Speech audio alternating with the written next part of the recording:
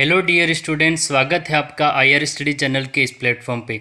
जैसा कि आप थंबनेल पे देख रहे होंगे कि आज की जो हमारी क्लास रहने वाली है वो रहेगी भौतिक प्रदेश के संबंधित। जो आपका भौगोलिक विभाजन है उसके 120 महत्वपूर्ण क्वेश्चन बनाए हैं जो कि विगत एग्जाम में भी आ चुके हैं, और ऐसे इसमें से कुछ ऐसे क्वेश्चन भी है जो कि आज तक एग्जाम में नहीं भी आए हैं। और जिस तरह से आपके कोई रेफरेंस बुक है या जिस तरह से आपके पास में कोई नोट्स होंगे, उनके स्टेप बाय स्टेप से बनाए हैं सारे, स्टार्टिंग से लेकर अंत तक। जिस प्रकार प्रश्नों का क्रम है उसी प्रकार, जिस प्रकार आपके नोट्स का जो क्रम होगा या आपके बुक में जो भौतिक विभाजन का विभाजन करके जो नोट्स लिखे होंगे उनके हिसाब से ही क्वेश्चन बनाए गए हैं। तो आइए सबसे पहला क्वेश्चन देखते हैं। सबसे फर्स्ट जो क्वेश्चन हो जाएगा, प्रोफेसर वीसी मिश्रा के अनुसार राजस्थान को कितने भौगोलिक प्रदेशों में बांटा गया है? तो आंसर हो जाएगा आपका 7। तो अब इसमें याद रखना कि प्रोफेसर वीसी मिश्रा के अनुसार राजस्थान को कितने भौगोलिक प्रदेशों में बांटा गया है, तो ये 7 भौगोलिक प्रदेशों में बांटा गया। अगर मुख्य रूप से पूछे तो वो 4 हैं, लेकिन हमें प्रोफेसर वीसी मिश्रा के अनुसार पूछे तो 7 भागों में बांटा गया है। नेक्स्ट क्वेश्चन देखते हैं। क्वेश्चन नंबर 2 है, राजस्थान को मुख्य रूप से कितने भौगोलिक प्रदेशों में बांटा गया है, उनके नाम बताइए। तो राजस्थान को मुख्य रूप से 4 भौगोलिक प्रदेशों में बांटा गया। पश्चिमी मरुस्थल यानी जैसलमेर, बाड़मेर, बीकानेर, जोधपुर वाला इलाका पश्चिमी मरुस्थल। अरावली प्रदेश तो सिरोही है, उदयपुर है, राजसमंद है, फिर कुछ जयपुर का कुछ भाग है। तो ये जो अजमेर है ये अरावली प्रदेश के अंतर्गत आते हैं। पूर्वी मैदानी प्रदेश आपका करौली, धौलपुर, सवाई माधोपुर वाले। इसके बाद दक्षिण पूर्वी पठारी प्रदेश, ये बीच में से कुछ इस तरह से टाइपिंग में कुछ मिस्टेक हो गई है, तो मैं पूरा बोल दूंगा इसको कि ये है आपका चौथा जो ऑप्शन है, दक्षिण पूर्वी पठारी प्रदेश है। कौन सा हो जाएगा? दक्षिण पूर्वी पठारी प्रदेश, जिसे हाड़ौती का पठार भी कहते हैं। जैसे कोटा हो जाएगा आपका, झालावाड़ा, वो मतलब उस साइड वाले ज़िले जो हाड़ौती पठार वाले जो ज़िले होते हैं। इसके बाद में देखो, अब मुख्य रूप से अगर पूछे तो कितने, प्रोफेसर वीएस मिश्रा के अनुसार पूछे तो 7 भाग, और मुख्य रूप से सामान्य प्रकार से पूछे तो 4 भाग। कौन सा? पश्चिमी मरुस्थल, अरावली प्रदेश, पूर्वी मैदानी प्रदेश और दक्षिण पूर्वी पठारी प्रदेश के अंतर्गत। इसके बाद में नेक्स्ट आगे की ओर बढ़ते हैं। निम्नलिखित युग्मों को सुमेलित कीजिए, यानी ये प्रदेश है और ये उनकी उत्पत्ति के संबंधित है। ठीक है, यहाँ पे टाइपिंग मिस्टेक हुई है, तो मैं बोल के बता दूंगा, पुनः बता रहा हूँ कि जिस तरह से पहला ऑप्शन देखें, पहला है पश्चिमी मरुस्थलीय प्रदेश, तो यानी इसकी उत्पत्ति किससे हुई? तो उसकी उत्पत्ति होती है तैथिस सागर के अवशेष के रूप में, जिसके सामने लिखा है तैथिस सागर के अवशेष के रूप में। तो आप याद रखना, ये मैंने सुमेलित करके लिखे हैं, आप याद रखना जो सबसे पहला है वो हो जाएगा आपका पश्चिमी मरुस्थल। जो आपकी फिर से बता रहा हूँ कि मतलब एक तो रेड क्लिप रेखा वाले जैसलमेर, बीकानेर, बाड़मेर, जोधपुर, झुंझुनू वाले, चूरू वाले जो इलाके हैं आपके, वो पश्चिमी मरुस्थलीय प्रदेश है। तैथिस सागर के अवशेष के रूप में इसका निर्माण हुआ, के से या से फिर इसकी उत्पत्ति हुई है। नंबर 2 ऑप्शन देखिए, अरावली पर्वतीय प्रदेश, तो गोंडवाना भूमि के भाग हैं, गोंडवाना भूमि का भाग है ये। और पूर्वी मैदानी प्रदेश तो गंगा यमुना द्वारा लाई गई मिट्टी से। ये जो पूर्वी मैदानी प्रदेश है ये आप कंफ्यूज मत होना, ठीक है, इसमें हमें चंबल नदी मिल जाए तो ये मत करना आप, ये है गंगा यमुना द्वारा लाई गई मिट्टी से पूर्वी मैदानी प्रदेश का निर्माण। जब आप इंडियन ज्योग्राफी पढ़ोगे तब इसको देखना, वहाँ से ये चीज़ें आराम से आपको समझ में आ जाएगी। तो पूर्वी मैदानी प्रदेश का निर्माण गंगा यमुना द्वारा लेगी मृदा से या मिट्टी से होता है। और चौथा है दक्षिण पूर्वी पठारी प्रदेश, तो ये गोंडवाना लैंड के ज्वालामुखी उद्गार के द्वारा या ज्वालामुखी क्रिया के द्वारा दक्षिण पूर्वी पठारी भाग का निर्माण होता है। तो कितने भाग हो गए? मुख्य रूप से 4। पहला मरुस्थलीय प्रदेश तैथिस सागर के अवशेष के रूप में, दूसरा अरावली प्रदेश जिसकी उत्पत्ति गोंडवाना भाग से मानी जाती है, तीसरा पूर्वी मैदानी प्रदेश जिसकी उत्पत्ति गंगा यमुना द्वारा लाई गई मृदा से मानी गई, और चौथा दक्षिण पूर्वी पठारी प्रदेश जिसे हाड़ौती का पठार भी कहा जाता है। कोटा, झालावाड़ा वाले जो इलाके हैं, जिले, वो इसमें आते हैं।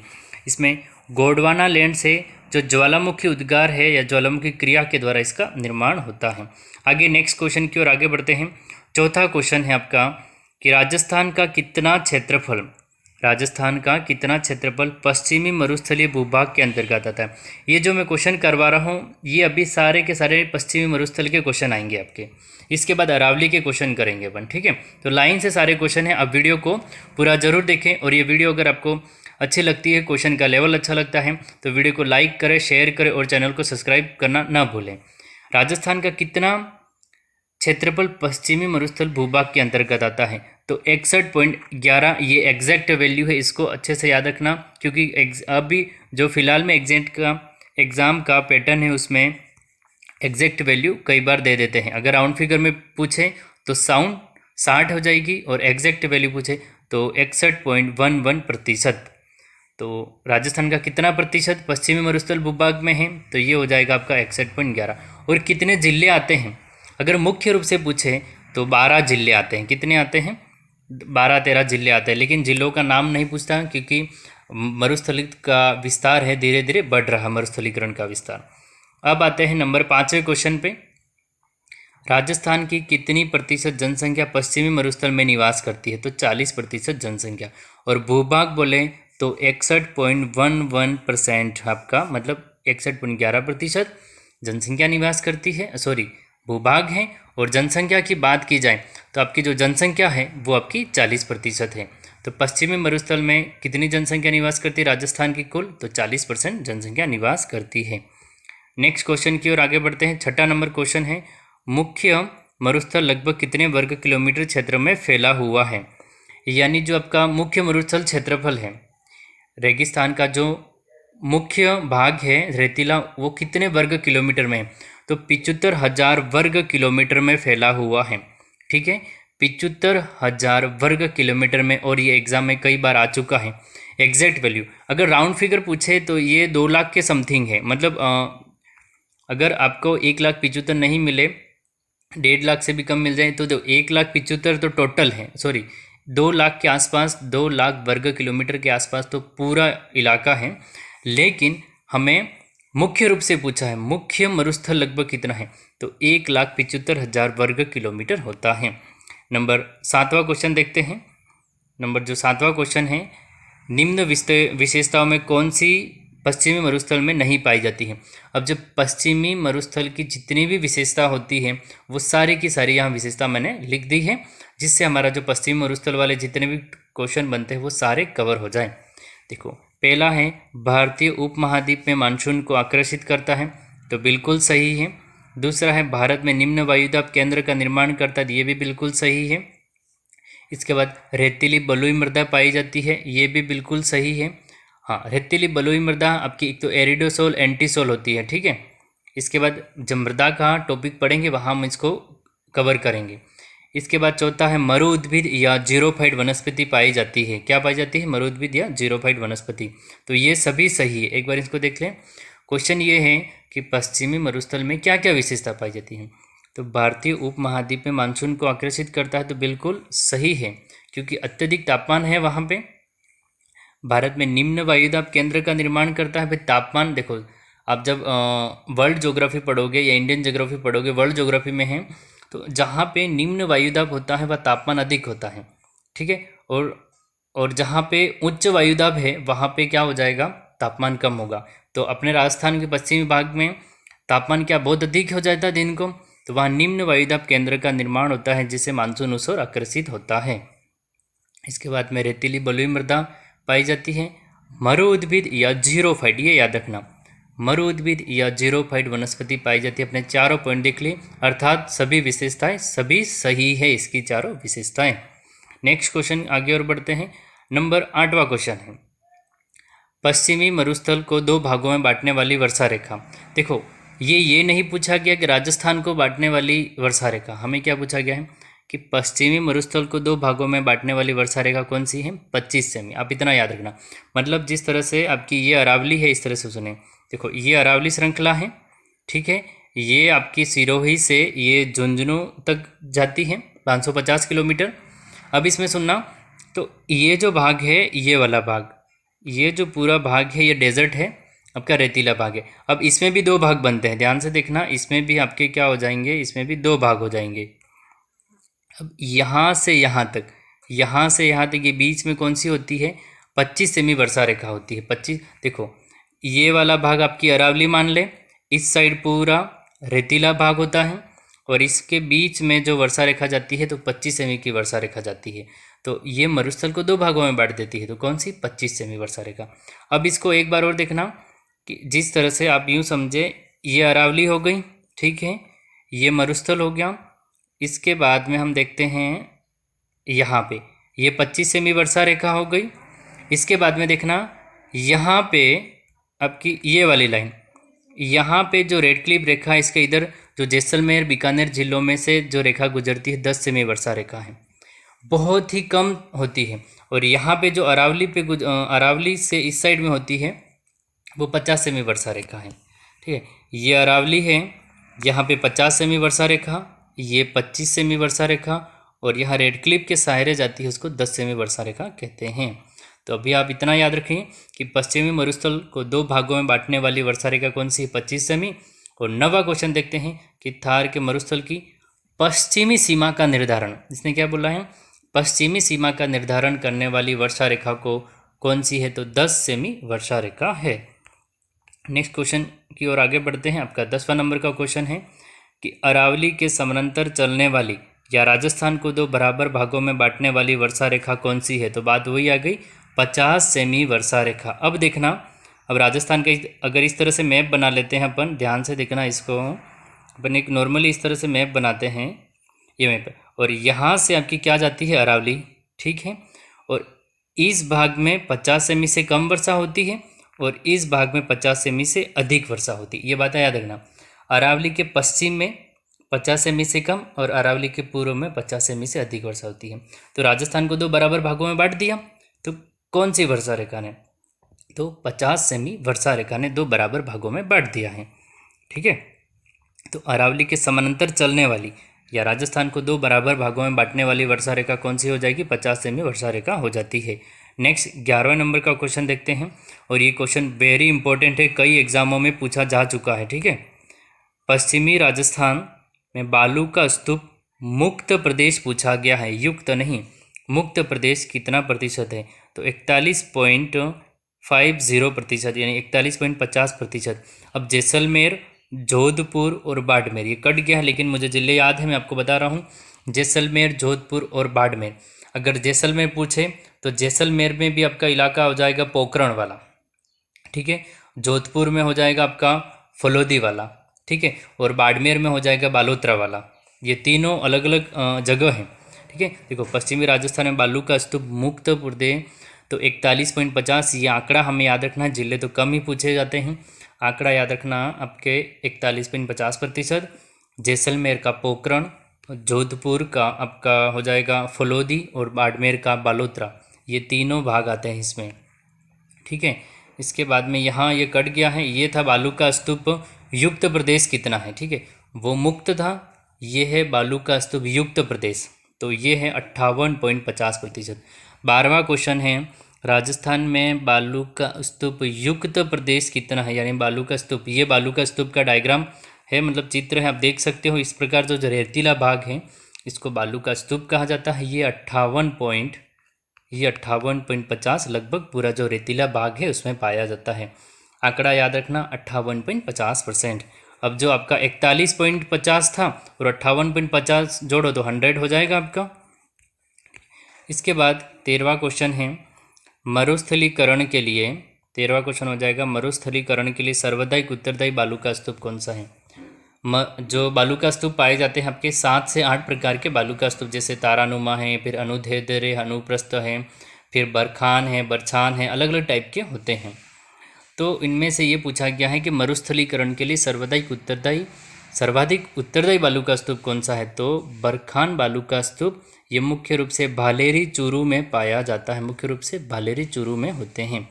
इस क्वेश्चन को एक बार देखना, बरखान बालू का स्तूप ये अर्धचंद्राकार होते हैं। ठीक है, हमसे ऐसा भी पूछा जा सकता है, बरखान बालू का स्तूप अर्धचंद्राकार होते हैं, ये मुख्य रूप से भालेरी चूरू में पाए जाते हैं, और ये मरुस्थलीकरण के लिए, मरुस्थल को बढ़ाने में सर्वाधिक जो उत्तरदायी होते हैं वो बरखान बालू का स्तूप होते हैं।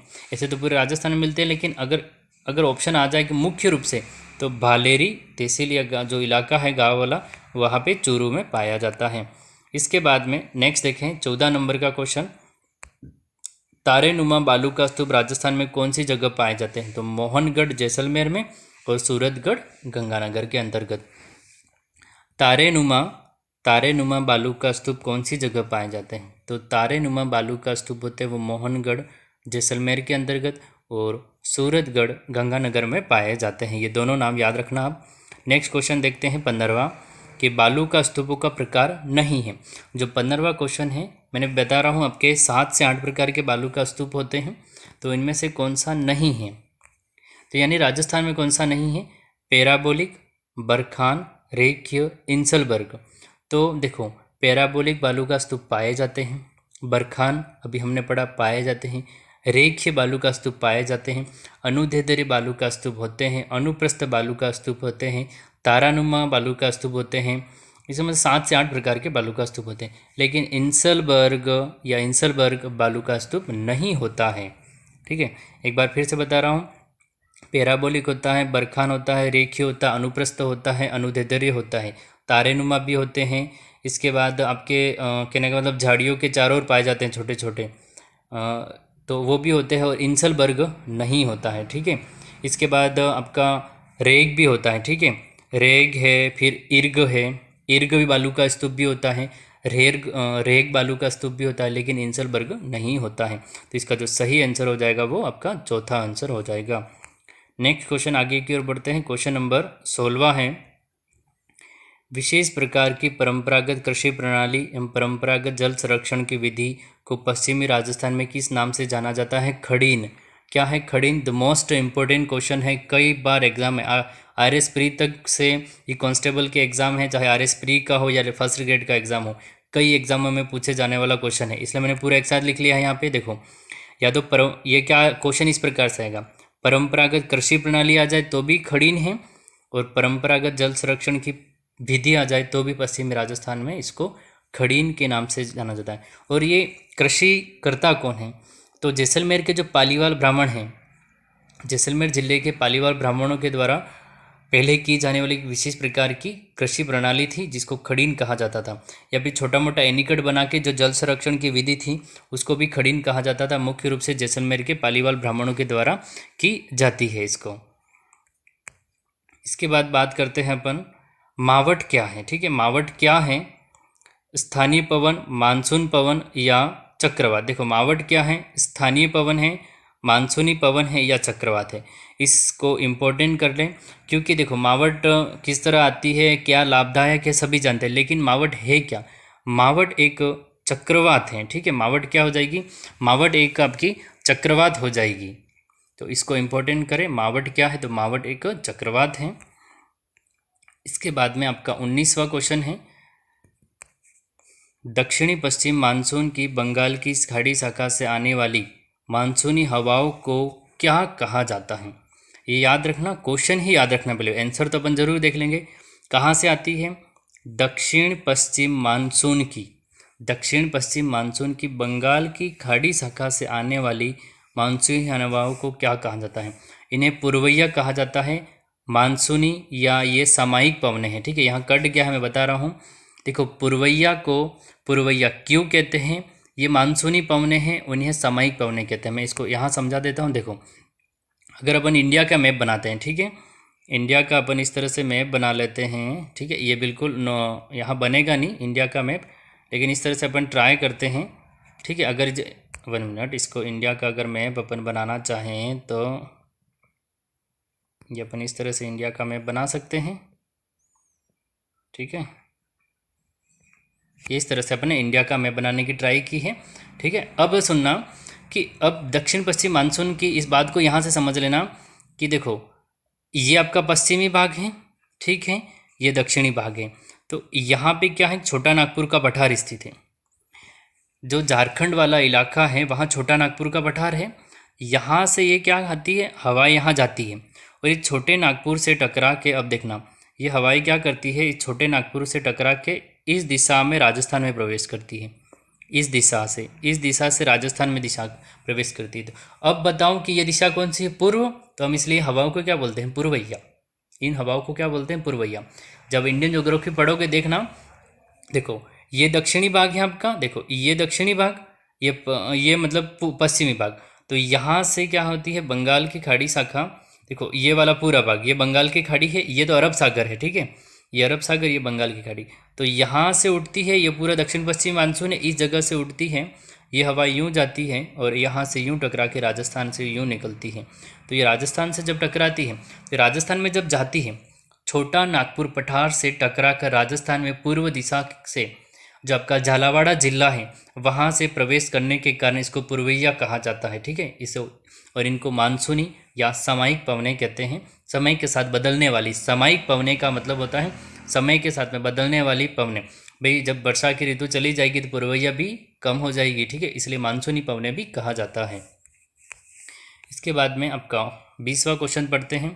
थार के मरुस्थल में पारिस्थितिकी संतुलन का सर्वश्रेष्ठ उदाहरण है। थार के मरुस्थल में पारिस्थितिकी संतुलन का सर्वश्रेष्ठ उदाहरण क्या है? तो उत्तर आपका हो जाएगा लाठी सिरी क्षेत्र। यह पोखरण, मोहनगढ़, जैसलमेर, यानी पोखरण भी जैसलमेर का है और मोहनगढ़ भी जैसलमेर है। यानी पोखरण से मोहनगढ़ तक जो जैसलमेर का इलाका है वहाँ पे भूगर्भिक जलपट्टी पाई जाती है।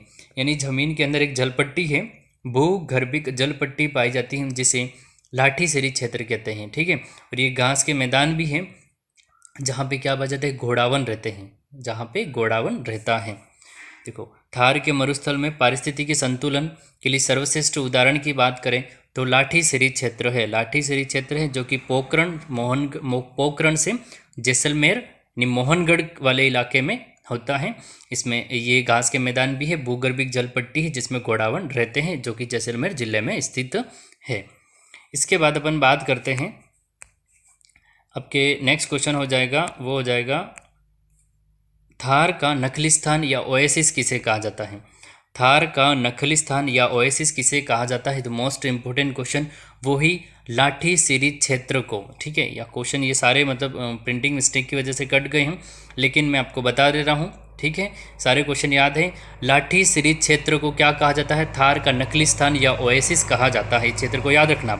वही अभी हमने पढ़ा था ना कि जैसलमेर के जो इलाके हैं पोखरण से मोहनगढ़ तक, यानी यहाँ से पोखरण से मोहनगढ़ तक जो बीच में भूगर्भिक जलपट्टी है जिसे हम लाठी सिरी क्षेत्र करते हैं, जो कि नखलिस्तान या ओएसिस के नाम से भी जाना जाता है या फिर कहा जाता है।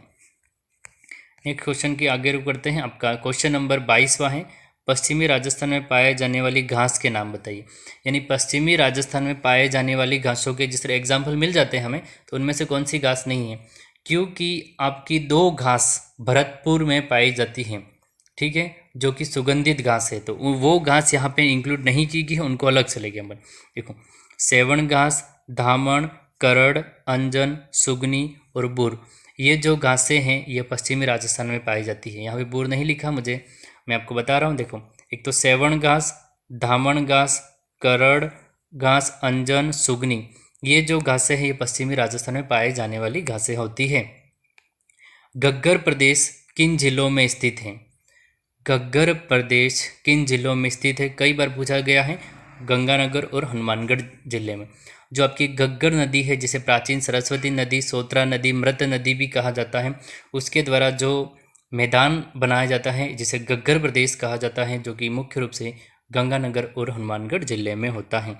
फिर से बता रहा हूँ, घग्गर नदी जिसे प्राचीन सरस्वती नदी कहते हैं, मृत नदी कहा जाता है, सोत्रा नदी कहा जाता है, इसे यह गंगानगर तथा हनुमानगढ़ जिले में बहती है और इसमें मतलब मैदानी भाग का निर्माण करती है।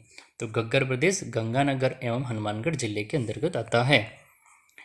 24वां क्वेश्चन देते हैं, घग्गर नदी द्वारा निर्मित मैदानी भाग को हनुमानगढ़ जिले में क्या कहा जाता है? इसे इम्पोर्टेंट क्वेश्चन कर लें। ठीक है, ये एग्जाम में पूछा जा सकता है आपको। इसको पाट कहा जाता है। क्या कहा जाता है? पाट। कि आपका घग्गर नदी द्वारा निर्मित मैदानी भाग को हनुमानगढ़ जिले में स्पेशली पूछा गया, हनुमानगढ़ जिले में क्या कहते हैं? तो हनुमानगढ़ जिले में इसको पाट कहा जाता है। आइए नेक्स्ट क्वेश्चन की ओर आगे बढ़ते हैं। आपका 25वां क्वेश्चन हो जाएगा, शेखावटी प्रदेश में कौन से जिले आते हैं? ठीक है, तो चूरू, सीकर और झुंझुनू। शेखावटी प्रदेश में कौन से जिले आते हैं? चूरू है, सीकर है और झुंझुनू। ये 3 जिले मुख्य रूप से शेखावटी प्रदेश के अंतर्गत आते हैं। ये चीज़ें आपको याद रखनी है। मुख्य रूप से कितने जिले आते हैं? तो मुख्य रूप से 3 जिले आते हैं आपके शेखावटी प्रदेश के अंतर्गत। इसके बाद में 26वां क्वेश्चन है, शेखावटी प्रदेश की मुख्य नदी कौन सी है? तो कांतली नदी है। सीकर झुंझुनू वाला जो इलाका है आपका वो शेखावटी प्रदेश कहलाता है। और मुख्य नदी कौन सी है, तो कांतली नदी है, यह आंतरिक प्रवाह का भाग है। यानी ऐसे पूछा जाए कि शेखावटी प्रदेश की आंतरिक प्रवाह की नदी कौन सी है, तो आंतरिक प्रवाह की नदी है वो कांतली नदी है। ठीक है, आंतरिक प्रवाह वाली नदियाँ कहने का मतलब कोई नदी होती है जिस तरह से यहाँ से बह रही है, ठीक है, फिर इतने भाग में क्या कर लेगी वो इस बीच वाले भाग में विलुप्त तो हो जाएगी, फिर आगे जाके थोड़ी और प्रकट होगी, फिर कई बार बीच में से गायब हो जाती है। तो इन प्रकार की नदियों को क्या कहा जाता है, आंतरिक प्रवाह की नदी कहा जाता है। इसके बाद में अपन बात करते हैं 27वें क्वेश्चन की। शेखावटी क्षेत्र में पाए जाने वाले कच्चे कुएं को क्या कहा जाता है, जोहड़। ये एग्जाम में पूछा जा चुका है और इम्पोर्टेंट क्वेश्चन है। चाहे आपके पक्के कुएं मिल जाए या कच्चे कुएं, हमें इतना याद रखना है कि शेखावटी क्षेत्र में पाए जाने वाले कुएं को क्या कहते हैं, या कच्चे कुएं आ जाए तो भी जोहड़ कहा जाता है। क्या कहा जाता है, जोहड़ कहा जाता है। इसके बाद में हम बात करते हैं 28वें क्वेश्चन की। ये जो 28वां और 29वां क्वेश्चन है ये बार बार रिपीट होने वाले क्वेश्चन है। देखो ये सारे क्वेश्चन, मैं फिर से बता रहा हूँ, ये सारे क्वेश्चन आपके विगत एग्जाम में भी आ चुके हैं। और मैंने पूरे जब इनको डिज़ाइन किया, जब इनको बनाया मैंने, यानी जब स्टार्टिंग से भौगोलिक विभाजन से लेकर अंतिम तक आपके हाड़ौती पठार तक मैंने सारे 120 जो क्वेश्चन लिए हैं लाइन से लिए हैं। ठीक है, हम अभी क्या पढ़ रहे हैं, अभी हम वही इलाका पढ़ रहे हैं पश्चिमी मरुस्थल वाला, फिर अरावली पे आएंगे, फिर पूर्वी मैदानी प्रदेश पे आएंगे। तो उन नोट्स के बनाने के बाद में जब पुराने पेपर देखें तो सेम टू सेम यही क्वेश्चन बने हैं।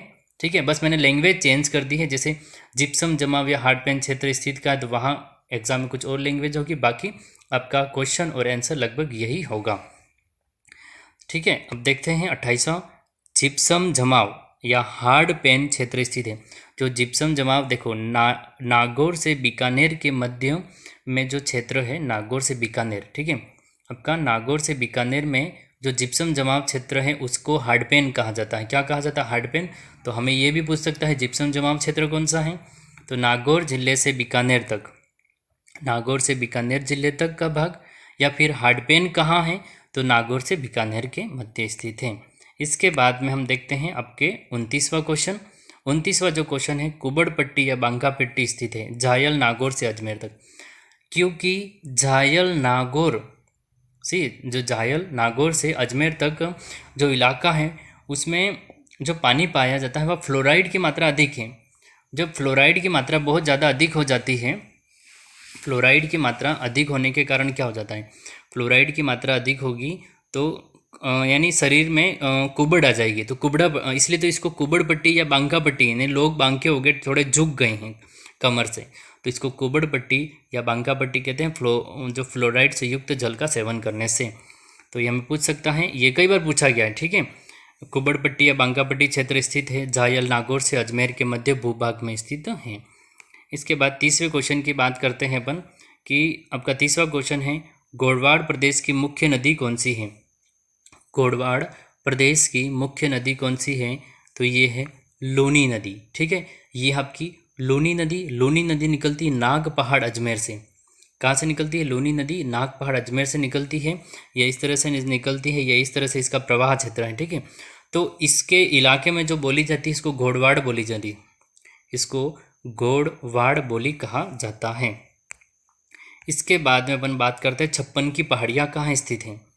56 की पहाड़ियाँ, 56 का मैदान नहीं पूछा है, 56 का मैदान दक्षिणी राजस्थान में आपका प्रतापगढ़ और बांसवाड़ा जिले में। हमें पूछा 56 की पहाड़ियाँ सिवाना बाड़मेर के अंदर, जहाँ नाकोड़ा भैरव का मंदिर है। ठीक है, प्राशनाथ का जैन का मंदिर है वहाँ पे। हमें ये पूछा गया है कि 56 की पहाड़ियाँ कहाँ स्थित हैं, तो 56 की पहाड़ियाँ सिवाना बाड़मेर के अंतर्गत है। सिवाना दुर्ग सुना होगा आपने, तो सिवाना बाड़मेर के अंतर्गत स्थित है। इसके बाद में अपन बात करते हैं 32वें क्वेश्चन की।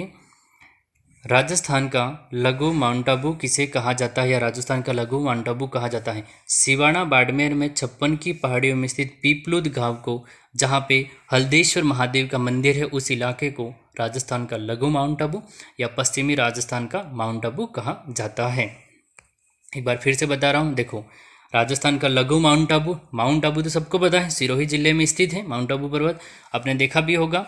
ठीक है, इसके बाद बात करते हैं अपन लघु माउंट आबू या फिर पश्चिमी राजस्थान का माउंट आबू की बात कर लें। तो वो है सिवाना बाड़मेर में। कहाँ पे है? सिवाना बाड़मेर में 56 की पहाड़ियाँ हैं, ठीक है। 56 की पहाड़ियाँ ना, 56 ऐसी गुबंदाकार लगातार पहाड़ियाँ हैं। सिवाना बाड़मेर में 56 लगातार बड़े बड़े गुबंदाकार पहाड़ियाँ हैं, जहाँ पे एक पहाड़ी पर जो पीपलुद गाँव, जिस तरह से यहाँ पे मान लो इस पूरे इलाके में पीपलुद गाँव बसा है, जहाँ पे हल्देश्वर महादेव मंदिर भी है, नाकोड़ा भैरव का मंदिर भी है वहाँ पे सिवाना बाड़मेर में। तो ये जो पीपलुद गाँव है, वहाँ हल्देश्वर महादेव मंदिर वाला इलाका जो कहते हैं, वहाँ वर्षा बहुत अधिक होने के कारण उसे राजस्थान का लघु माउंट आबू या पश्चिमी राजस्थान का माउंट आबू कहा जाता है। इसके बाद ग्रेनाइट पर्वत स्थित है जालौर में। इसको वेरी इंपॉर्टेंट क्वेश्चन करें, ये एग्जाम में आपसे पूछा जा सकता है, क्योंकि जालौर में 3 हैं, इसराना भाकर, डोरा पर्वत और रोजा भाकर, ये 3 पर्वत हैं, ठीक है। इसके बाद में अपन बात करते हैं ग्रेनाइट पर्वत या ग्रेनाइट सिटी जालौर को कहा जाता है। फिर से रिपीट कर रहा हूँ मैं कि ग्रेनाइट पर्वत या जो ग्रेनाइट सिटी है वो जालौर को कहा जाता है। 34वां क्वेश्चन है आपका कि डोरा पर्वत स्थित है जालौर जिले में जसवंतपुरा की पहाड़ियों में स्थित यह पश्चिमी राजस्थान की सबसे ऊंची चोटी है, ठीक है। देखो डोरा पर्वत है कहाँ? जालौर में, लेकिन मैंने पूरी इसके साथ जानकारी लिख ली है। एग्जाम में तो हमें सिर्फ इतना पूछेगा डोरा पर्वत है कहाँ, सिरोही, जालौर, डूंगरपुर, बांसवाड़ा या जयपुर, कुछ भी ऑप्शन दे देगा हमें 4, लेकिन मैंने इसकी पूरी व्याख्या लिखी है। जालौर में जसवंतपुरा की पहाड़ियों में स्थित है यह डोरा पर्वत, यह पश्चिमी राजस्थान की सबसे ऊंची चोटी है। साथ में लिख ली 869 मीटर, जो इसकी लंबाई है वो भी मैंने साथ में लिख ली है, ठीक है। तो अब नेक्स्ट क्वेश्चन देखते हैं अपन। नेक्स्ट जो क्वेश्चन हो जाएगा वो आपका 35वां क्वेश्चन हो जाएगा। कौन सा हो जाएगा? 35वां क्वेश्चन हो जाएगा। नेक्स्ट जो अपना क्वेश्चन हो जाएगा वो आपका क्वेश्चन होगा 35वां, ठीक है। तो राजस्थान के 4 भौगोलिक प्रदेशों में सबसे प्राचीनतम भौगोलिक प्रदेश कौन सा? हमें क्या पूछा गया है? राजस्थान के 4 भौगोलिक प्रदेशों में से सबसे प्राचीनतम भौगोलिक प्रदेश कौन सा है? तो वो है अरावली पर्वतीय प्रदेश। अब मैं आपको बता दूं, हमें इनके क्रम से भी क्वेश्चन पूछा जा सकता है, तो इनके क्रम से जो क्वेश्चन है वो मैं अंत में रखा है। अब अभी सिर्फ इतना याद रखने, सबसे प्राचीन, देखो राजस्थान के 4 भौगोलिक प्रदेशों में सबसे प्राचीनतम भौगोलिक प्रदेश कौन सा है? तो जो सबसे प्राचीनतम भौगोलिक प्रदेश हो जाएगा वो आपका होगा अरावली पर्वतीय प्रदेश। और यदि हमसे ये पूछा जाए कि सबसे नवीन कौन सा है, तो सबसे नवीन है वो पश्चिमी मरुस्थलीय प्रदेश है, क्योंकि वो 33 सागर के अवशेष के रूप में निर्माण है, क्योंकि बाद में उसका निर्माण हुआ है। इसके बाद में 36वां क्वेश्चन देखते हैं।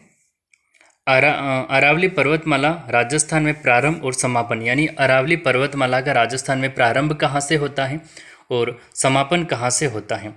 तो सिरोही से खेतड़ी, यानी खेतड़ी झुंझुनू के अंतर्गत आता है, से तक 550 किलोमीटर। देखो अब ये राजस्थान हो जाएगा आपका, ये रेड क्लिप रेखा है, फिर यहाँ से ये वाला इलाका हो जाएगा, फिर यहाँ से, और ये इस रूप में आपका राजस्थान है। अपने इस रूप में अगर राजस्थान की बात माने तो यहाँ से इस रूप में होती है, ठीक है, यहाँ से इस रूप में। तो यहाँ पे सिरोही जिला है और आपका यहाँ झुंझुनू जिला है।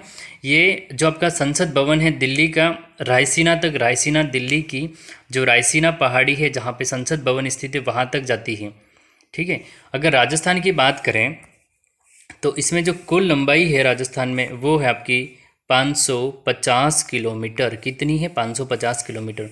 तो सिरोही जिले से ये होती हुई जाती है खेतड़ी झुंझुनू तक, कुल 550 किलोमीटर की इसकी लंबाई है। इसके बाद हम नेक्स्ट क्वेश्चन की ओर आगे बढ़ते हैं। 37वां क्वेश्चन है आपका, उत्तरी अरावली में कितने जिले आते हैं? अब जो अपने क्वेश्चन आ चुके हैं वो अरावली पे आ चुके हैं। उत्तर है आपका अलवर, जयपुर और दौसा, यानी उत्तरी अरावली के अंतर्गत कितने जिले आते हैं? तो उत्तरी अरावली के अंतर्गत 3 जिले आते हैं, ठीक है। ये 3 जिले आते हैं, अलवर, जयपुर और दौसा। हमें ये क्वेश्चन पूछा जा सकता है कि उत्तरी अरावली, मध्य अरावली और दक्षिणी अरावली के अलग अलग जिलों का जो हमें क्रम है वो अलग अलग जिलों का हमें क्रम पता होना चाहिए, ठीक है। अब देखो तीनों जिलों को रिवाइज कर लेते। उत्तरी अरावली में आपका अलवर, जयपुर और दौसा 3 जिले आते हैं। फिर इसके बाद नेक्स्ट क्वेश्चन देखते हैं। मध्य अरावली में आने वाले जिले का नाम बताइए। अजमेर। मध्य अरावली में आने वाले जिले का क्या नाम है? तो मध्य अरावली में आने वाले जिले का नाम अजमेर है। अब हमसे ये भी पूछ सकता है कि मध्य अरावली में या फिर जो अजमेर के आसपास या अजमेर ज़िले में जो अरावली पर्वतमाला है उनको क्या कहते हैं? उनको मेरवाड़ा की पहाड़ियाँ भी कहते हैं। ठीक है, ये याद रखना, मेरवाड़ा की पहाड़ियाँ भी कहा जाता है अजमेर वाले इलाके को। इसके बाद में 39वां क्वेश्चन है, दक्षिणी अरावली में आने वाले जिलों का नाम बताइए। राजसमंद, सिरोही और उदयपुर। देखो ये जो जिले लिखे मैंने, मध्य अरावली आपका हो जाएगा अजमेर, दक्षिणी अरावली राजसमंद, सिरोही और उदयपुर। ये जो मैंने लिखे हैं, आप क्वेश्चन देख रहे होंगे लाइन से सारे लिखे हैं, ये मैंने मुख्य जिले लिखे हैं। ठीक है, हमारे कम से कम ये मतलब 10-12 जो भी जिले लिखे हैं अपन ने, मतलब तीन मतलब आपके ये 9-10 जो जिले के लिखे हैं ये मुख्य जिले हैं। इसके अलावा डूंगरपुर, बांसवाड़ा, थोड़ा बहुत प्रतापगढ़, ये कितने सारे जिले आते हैं। आप जब देखोगे तो ये भी जिले आते हैं, लेकिन फिर से बोल रहा हूँ ये मुख्य जिले लिखे हैं जो हमें एग्जाम में पूछे जा सकते हैं। अगर विस्तार पूछ लें तो विस्तार तो इसका डूंगरपुर, बांसवाड़ा वाले इलाके, प्रतापगढ़ वाला भी इलाका है, चित्तौड़ है, वो सारे जिले आ जाते हैं। अब है 40वां क्वेश्चन आपका कि अरावली पर्वतमाला को जल विभाजक कहा जाता है, इसका कारण बताइए।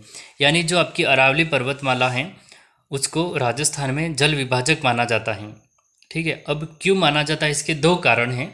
मैंने उत्तर में दोनों कारण लिख लिए। ठीक है, जो नदियाँ, ध्यान से देखना, जो नदियाँ अरावली के पश्चिम भाग से निकलती हैं वे सारी नदियाँ अपना जल भूमध्य सागर या अरब सागर में ले जाती हैं। ठीक है, आप मैप के माध्यम से मैं इसको बताऊंगा आपको।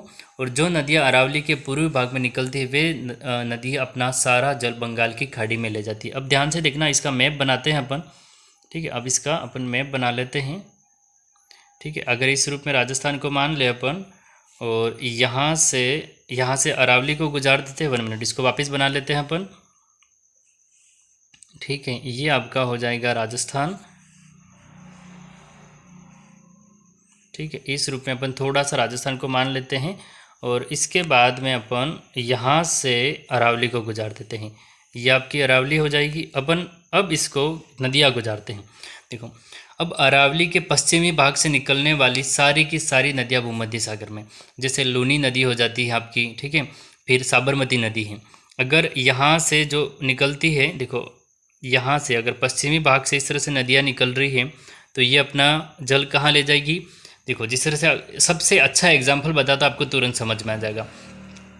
आपके उदयपुर की जिलों के जो पानी होता है उसके माध्यम से आपकी साबरमती निकलती है। और ये साबरमती नदी होती है, जिस तरह से उदयपुर वाले इलाके से जब निकलती है तो ये राजस्थान में मात्र 25-27 किलोमीटर रहती है। ठीक है, इसको देखना आप। देखो, अगर अपन बात करें इसकी, 1 मिनट, ठीक है, जिस तरह से ये राजस्थान है, सुनना, ठीक है, और इसमें अगर बात करते हैं अपन उदयपुर के दक्षिणी भाग से, यहाँ से एक साबरमती नदी निकलती है। ये जो साबरमती होती है नदी, ये राजस्थान में मात्र 27 किलोमीटर ही चलती है। इसके बाद में ये क्या करती है, गुजरात के जो आपके दिशा, पाटन है, उन इलाकों से होते हुए, मतलब अहमदाबाद साबरमती नदी के किनारे है, इस माध्यम से होती हुई धीरे धीरे ये आपके भूमध्य सागर या अरब सागर में जाके गिर जाती है। तो ये जो था कहाँ गई, ये आपकी पश्चिमी दिशा थी और ये पूर्वी दिशा है। ये पश्चिमी दिशा और ये पूर्वी दिशा। अब बात करते हैं अगर, ठीक है, अगर अपन बात कर लेते हैं कि अगर पूर्व से निकलने वाली नदियाँ हैं, ठीक है, आपकी चंबल नदी भी यहाँ से आती है। ठीक है, इसके बाद पूर्व की नदियों की बात करते हैं, जिस तरह से आपकी माही नदी है और पूर्व से बहुत सारी नदियाँ जैसे काली सिंध है, तो वो नदियाँ कहाँ जाती है, बंगाल की खाड़ी में। वो नदियाँ बंगाल की खाड़ी में जाती है। तो इसलिए इस अरावली को जल विभाजक कहा जाता है। क्या कहा जाता है, राजस्थान में जल का विभाजन करने वाला कहा जाता है। देखो, अरावली पर्वतमाला को जल विभाजक कहा जाता है। दोनों कारण अच्छे से याद कर लेना आप। कारण वापस से बता रहा हूँ मैं। पहला कारण है कि जो नदियाँ अरावली के पश्चिम भाग से निकलती है वे सारी नदियाँ अपना जल कहाँ ले जाती है, वे सारी नदियाँ अपना जल अरब सागर या भूमध्य सागर में ले जाती हैं।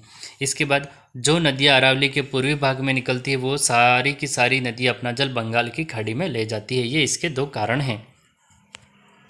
इसके बाद में हम बात करते हैं आपके 41वें क्वेश्चन की।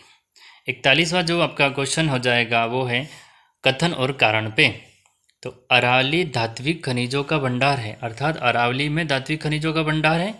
कारण आग्नेय चट्टानों की प्रधानता है, तो बिल्कुल सही है। जो पश्चिमी मरुस्थल है वहाँ तो अवसादी चट्टानें हैं भाई, क्योंकि वहाँ 33 सागर के अवशेष के रूप में निर्माण हुआ है। ये गोंडवाना का भाग है, कठोर भाग है, जहाँ पे आग्नेय चट्टानें हैं।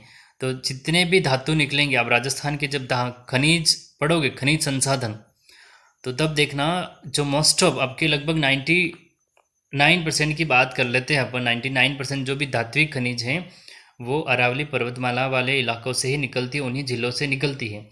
क्यों? क्योंकि आग्नेय चट्टानों की प्रधानता है। तो कथन और कारण दोनों सही है और एक दूसरे की व्याख्या करते हैं, इसका सही आंसर हो जाएगा। नेक्स्ट बात करते हैं, अभी अरावली के ही क्वेश्चन चल रहे हैं, ठीक है। अरावली का सर्वाधिक विस्तार किस जिले में है? उदयपुर जिले में। अरावली का सर्वाधिक विस्तार, न्यूनतम विस्तार, सर्वाधिक ऊंचाई किस में, न्यूनतम ऊंचाई किस में, सारे क्वेश्चन मैंने चारों चार लिखे हैं। देखो, अरावली का सर्वाधिक विस्तार उदयपुर जिले में, किस में है? उदयपुर जिले के अंतर्गत हैं। इसके बाद बात करते हैं अरावली का न्यूनतम विस्तार, तो अजमेर जिले के, क्योंकि मध्य अरावली में केवल एक जिला आता है। मध्य अरावली में केवल एक ही जिला है, अजमेर, तो वो अरावली का न्यूनतम विस्तार है। वहाँ पे क्या हो जाएगा? अरावली का न्यूनतम विस्तार हो जाएगा। इसके बाद में बात करते हैं 44 क्वेश्चन की। अरावली की सर्वाधिक ऊंचाई किस जिले में? सिरोही जिले में। आप सभी जानते हो माउंट आबू की सर्वोच्च जो ऊंची चोटी है आपकी गुरु शिखर है, जिसकी लंबाई जिसकी ऊंचाई आपकी या तो 1727 या 1727 या 1722 मीटर मानते हो, ठीक है। अभी ये ऊंचाई 1727 की और 1722 की है, यह समुद्र तल से ऊंचाई के अनुसार है, क्योंकि समुद्र तल आपका चेन्नई से मापते हैं जहाँ 5 मीटर ऊंचा मान लिया जाता है, इसलिए ये ऊंचाई बढ़ जाती है। तो अरावली की सर्वाधिक सिरोही जिले में, और ऊंची चोटी पूछे तो गुरु शिखर सभी जानते हैं। इसके बाद में अपन बात करते हैं अरावली की न्यूनतम ऊंचाई, तो अरावली की न्यूनतम ऊंचाई जयपुर जिले में है, ये आप अच्छे से याद रखना। अरावली की न्यूनतम ऊंचाई की बात करें तो न्यूनतम ऊंचाई कहाँ है? अरावली की न्यूनतम ऊंचाई आपकी जयपुर जिले के अंतर्गत है। इसके बाद नेक्स्ट क्वेश्चन की ओर बढ़ते हैं। नेक्स्ट क्वेश्चन हमारा हो जाएगा 46वां क्वेश्चन। राजस्थान में अरावली की ऊंचाई बढ़ने का सही क्रम बताइए। राजस्थान में अरावली की ऊंचाई बढ़ने का सही क्रम पूछा है। देखो, उत्तर पूर्व से दक्षिण पश्चिम की ओर बढ़ने पर, अब है क्या बात ये देखना, जिस तरह से ये आप राजस्थान, ठीक है, ये अपने राजस्थान मान लेते हैं अपन इस तरह से, और यहाँ पूरी क्या है इस तरह से, ये पूरा भाग आपका मान लेते हैं अपन अरावली का, ठीक है, ये पूरा भाग अरावली का है। अब इसमें आप ध्यान से देखना किस तरह से, तो उत्तर पूर्व यानी यहाँ पे जो आपका ऊपर वाला भाग है, क्या वहाँ पे सर्वाधिक ऊंचे ऊंचे पर्वत दिखते हैं? नहीं, वहाँ पे इतने ऊंचे पर्वत नहीं हैं। जयपुर के में भी न्यूनतम ऊंचाई है, जयपुर में भी न्यूनतम ऊंचाई है। धीरे धीरे नीचे आते हैं अपन, फिर अपन आते हैं यहाँ पे दक्षिणी भाग में, ये डूंगरपुर, बांसवाड़ा, उदयपुर वाला। अब उदयपुर में थोड़ी बहुत ऊंचाई ज़्यादा मिल जाती है, लेकिन अब यहाँ चलते हम सिरोही में, तो यहाँ पे गुरु शिखर 1727 मीटर का सबसे ऊंचा। तो अब देखो क्रम, अब आप इसकी दिशा देख सकते हो, ठीक है। अब अपन इसकी दिशा देखें तो आप देख सकते हो भाई कि ये रहा तो उत्तर पूर्व, ये रहा उत्तर पूर्व, उत्तर पूर्व से हम दक्षिण में आए और दक्षिण से हम कहाँ चले गए? पश्चिम में। तो उत्तर पूर्व से दक्षिण पश्चिम की ओर जाने पर ऊंचाई बढ़ती है, तो ये 1727, क्योंकि यहाँ से आपका सिरोही जिला स्थित है। तो इसका क्रम याद रखना, उत्तर पूर्व से दक्षिण पश्चिम की ओर बढ़ने पर। इसके बाद में है काकनबाड़ी का पठार कहाँ है? तो काकनबाड़ी का पठार अलवर जिले में स्थित है, अलवर जिले में स्थित है, इसको आप याद रखना, काकनबाड़ी का पठार अलवर जिले में स्थित है। नेक्स्ट क्वेश्चन की ओर आगे बढ़ते हैं। आपका क्वेश्चन नंबर हो जाएगा 48वां, आपका जो क्वेश्चन हो जाएगा वो होगा आपका 48वां। अपन बात करते हैं अब इसकी कि उत्तरी अरावली की सबसे ऊंची चोटी कौन सी है, ठीक है। काकनबाड़ी का पठार हो गया। 48वां जो क्वेश्चन है कि उत्तरी अरावली, ठीक है, यहाँ लिखा उत्तरी अरावली, मैंने उत्तरी अरावली की सबसे ऊंची चोटी कौन सी है? तो रघुनाथगढ़ शिखर, जिसकी ऊंचाई 1055 मीटर है। जिसकी ऊंचाई कितनी है? जिसकी ऊंचाई 1055 मीटर में है, और ये एग्ज़ाम में आ चुका है कई बार, इसको अच्छे से आप याद कर लेना कि उत्तरी अरावली की सबसे ऊंची चोटी रघुनाथगढ़ शिखर जिले में 1055 मीटर इसकी ऊंचाई है। हाँ, इसके बाद में है निम्नलिखित में से कौन से दर्रे राजस्थान में स्थित हैं? निम्नलिखित में से कौन से दर्रे राजस्थान में स्थित है? अब ऑप्शन कट गए हैं लेकिन मैं बता देता हूँ। ये लिखा है सूराघाट, ये है शिवपुरी, ये अरनिया, ये झीलवाड़ा और ये है पालघाट। ठीक है, अब मैं आपको बताना चाहता हूँ, देखो सूराघाट, शिवपुरी, अरनिया और झीलवाड़ा, ये जो दर्रे हैं या फिर ये जो घाट हैं ये अजमेर ज़िले में स्थित हैं। ठीक है, सूराघाट, शिवपुरी, अरनिया और झीलवाड़ा। इसके बाद कछवाली भी है, 7-8 है। ठीक है, मैंने 4 ऑप्शन हैं।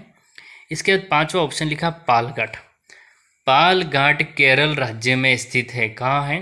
पालघाट केरल राज्य में स्थित है, ना कि आपका राजस्थान में। तो यहाँ पे हमारा जो सही आंसर हो जाएगा वो पालघाट हो जाएगा। ठीक है, फिर से बता रहा हूँ, सूराघाट, शिवपुरी, अरनिया, झीलवाड़ा ये राजस्थान में स्थित हैं, पालघाट केरल में स्थित है और ये चारों अजमेर ज़िले में स्थित हैं। नेक्स्ट आगे की ओर बढ़ते हैं कि सिरोही के पूर्वी भाग में पाए जाने वाली, क्वेश्चन कट गया है, मैं आपको बता देता हूँ 50वां क्वेश्चन क्या कहता है। सिरोही के पूर्वी भाग में पाए जाने वाली तीव्र ढालनुमा पहाड़ियों को क्या कहा जाता है? भाकर कहा जाता है। क्या कहा जाता है? भाकर कहा जाता है। सिरोही के पूर्वी भाग में पाए जाने वाली तीव्र ढालनुमा पहाड़ियों को भाकर कहा जाता है। 51वां क्वेश्चन हो जाएगा आपका, राजस्थान का सबसे ऊंचा पठार कौन सा है? देखो, राजस्थान का सबसे ऊंचा पठार आपने माउंट आबू देखा होगा, वही है, उड़िया का पठार कहते हैं। 1360 मीटर तो ऊंचाई है। यह सिरोही जिले में स्थित माउंट आबू बसा है, यानी ये उड़िया का पठार 1360 मीटर ऊंचा है, यह सिरोही जिले में है और माउंट आबू जो बसा है वो इसी पहाड़ पर बसा है, पठार पर सॉरी। तो राजस्थान का सबसे ऊंचा पठार उड़िया का पठार, 1360 मीटर ऊंचाई। इसके बाद में सिरोही जिले में जो माउंट आबू स्थित है, माउंट आबू जो सिटी है, तो मतलब जो माउंट आबू वाला इलाका है वो इसी पठार पर स्थित है। इसके बाद में अपन बात करते हैं 52वें क्वेश्चन की, कि ये अरावली के शिखर लिखे हैं और ये मैंने जिला लिखा है। ठीक है, ये अरावली के शिखर हैं, ये जिले लिखे हैं। अब इनका सुमेलन करते हैं और ये मैंने सुमेलित करके लिखे हैं जगह। रघुनाथगढ़ सीकर जिले में स्थित है, शेरगढ़ सिरोही में है, जरगा और रागा आपकी उदयपुर में है और जयगढ़ आपका जयपुर में है। फिर से बता रहा हूँ, अच्छे से रट लेना।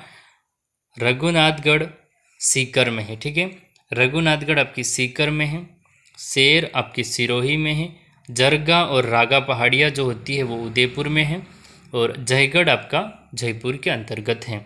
ये अरावली की सीकर हैं, ये जिले हैं। नेक्स्ट क्वेश्चन की ओर आगे बढ़ते हैं। क्वेश्चन नंबर 53वां है आपका, 53 क्वेश्चन है, वो हो जाएगा भोराट का पठार स्थित है। भोराट का पठार कहाँ स्थित है? तो भोराट का पठार याद रखना, गोगुंदा। ठीक है, गोगुंदा आपने नाम सुना होगा, उदयपुर के अंतर्गत गोगुंदा, जहाँ महाराणा प्रताप का राज्याभिषेक भी हुआ था। गोगुंदा उदयपुर से कुंभलगढ़, ठीक है, कुंभलगढ़ का किला भी सुना होगा, कुंभलगढ़ का दुर्ग, जहाँ राजसमंद के मध्य जो इलाका है उसे क्या कहा जाता है? भोराट का पठार। उत्तर क्या हो जाएगा इसका? गोगुंदा उदयपुर से कुंभलगढ़ राजसमंद के मध्य जो पठारी बाग है उसे भोराट का पठार कहा जाता है। नेक्स्ट क्वेश्चन है, ठीक है, ऊपरमाल का पठार क्वेश्चन, ये बहुत ही इम्पोर्टेंट है। ये आपके जो स्टेट लेवल के अलावा भी जो आपकी जैसे आरएस है, फिर इंडिया लेवल पे भी जो एग्ज़ाम होते हैं उसमें कई बार पूछा गया ऊपरमाल का पठार। ठीक है, क्योंकि ये बिजोलिया किसान आंदोलन से जुड़ा हुआ था, क्योंकि बिजोलिया किसान आंदोलन इसी इलाके में हुआ था, ऊपरमाल के पठार वाले इलाके में, इसलिए ये इम्पोर्टेंट हो जाता है। बिजोलिया भीलवाड़ा से बेसरोडगढ़ चित्तौड़, यानी जो चित्तौड़ के अंतर्गत बेसरोडगढ़ आता है, वहाँ के मध्य जो पठारी बाग है उसे ऊपरमाल का पठार कहा जाता है। तो यहाँ क्या हो जाएगा? ऊपरमाल का पठार कहाँ है? बिजोलिया भीलवाड़ा से बेसरोडगढ़ चित्तौड़ के मध्य ऊपरमाल का पठार स्थित है। नेक्स्ट क्वेश्चन की ओर आगे बढ़ते हैं। भोमट का पठार उदयपुर डूंगरपुर बांसवाड़ा के मध्य जो आपका पठारी बाग है जिसे भोमट पठार कहा जाता है, और इसमें आंदोलन चला था जिसे भोमट भील जनजाति आंदोलन के नाम से भी जाना जाता था। अभी सिर्फ आप इतना याद रखने कि उदयपुर डूंगरपुर बांसवाड़ा के मध्य जो पठारी बाग है इसे भोमट का पठार कहा जाता है। इसके बाद में है जयसमंद झील के पूर्वी भाग में स्थित पठारी बाग को किस नाम से जाना जाता है या क्या नाम है? तो इसे कहा जाता है लसाड़िया का पठार। क्या कहा जाता है? लसाड़िया का पठार। लसाड़िया का पठार कहाँ स्थित है? तो जयसमंद झील के पूर्वी भाग में स्थित पठारी बाग को लसाड़िया का पठार कहा जाता है। नेक्स्ट 57वां क्वेश्चन हो जाएगा, उदयपुर के आसपास, ये कई एग्जाम में पूछा गया है, ठीक है, कई एग्जामों में पूछा जा चुका है। उदयपुर के आसपास पाए जाने वाली अर्धचंद्राकार तस्तरी नुमा पहाड़ी क्षेत्र को कहा जाता है गिरवा। क्या कहा जाता है? गिरवा कहा जाता है। उदयपुर के आसपास अर्धचंद्राकार तस्तरीनुमा पहाड़ी क्षेत्रों को क्या कहा जाता है? तो गिरवा कहा जाता है। फिर से बता रहा हूँ, कई एग्जाम में पूछा जा चुका है, गिरवा किसे कहते हैं। इसके बाद में 58वां क्वेश्चन है, उदयपुर में जरगा तथा रागा पहाड़ी के बीच में वर्ष भर हरा भरा रहने वाला भूभाग कहलाता है दशहरो। क्या कहते हैं? दशहरो कहते हैं। तो ये भी इम्पोर्टेंट है। देखो, दशहरो किसे कहते हैं? तो उदयपुर में जरगा तथा रागा पहाड़ियों के बीच में वर्ष भर हरा भरा रहने वाला जो भूभाग होता है उसको दशहरो कहा जाता है। इसके बाद में आपका क्वेश्चन नंबर हो जाएगा 59, बूंदी में अरावली पर्वत श्रेणियों को कहा जाता है आड़ा वाला पर्वत। ये मोस्ट इम्पोर्टेंट क्वेश्चन है, ठीक है, इसको अच्छे से याद कर लेना आप। बूंदी में जो अरावली पर्वत श्रेणियाँ आती है थोड़ी बहुत, उनको क्या कहते हैं? उनको आड़ा वाला पर्वत कहते हैं। क्या कहते हैं? उनको आड़ा वाला पर्वत कहा जाता है। इसके बाद में ये आपका 60वां क्वेश्चन है, फुलवारी की नाल तथा केवड़ा की नाल किस जिले में? ये शब्द कट गए हैं लेकिन क्वेश्चन बनाए हैं, मुझे याद है कि क्या यहाँ पे था। तो यहाँ पे फुलवारी की नाल, यहाँ पे केवड़ा की नाल कहाँ है? तो उदयपुर जिले में। कहाँ पे है? तो उदयपुर जिले में। आपने सुना होगा केवड़ा की नाल, ठीक है, केवड़ा की नाल कहाँ पे है? तो उदयपुर जिले में। और फुलवारी की नाल भी उदयपुर जिले में।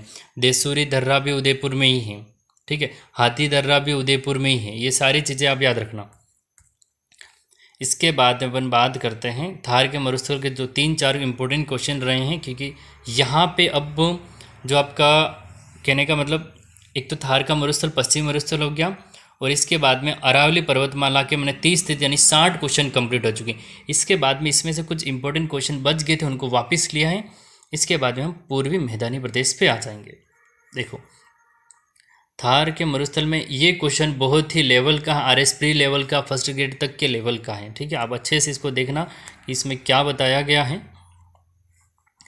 थार के मरुस्थल में गैर पारंपरिक ऊर्जा संसाधन के साथ साथ पारंपरिक ऊर्जा संसाधन जैसे कोयला, पेट्रोलियम, गैस की प्रधानता है। कारण बताइए। यानी थार के मरुस्थल में गैर पारंपरिक ऊर्जा संसाधन, कहना का मतलब गैर पारंपरिक ऊर्जा संसाधन जैसे सौर ऊर्जा है, पवन ऊर्जा है। जैसे देखो, हवा चलती है अगर, तो पवन चक्की लगाई है, पवन ऊर्जा हो गई।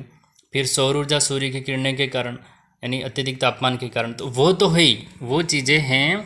लेकिन इसके साथ में कोयला, पेट्रोलियम, फिर गैस, ये भी है। क्यों? इसके कारण क्या है?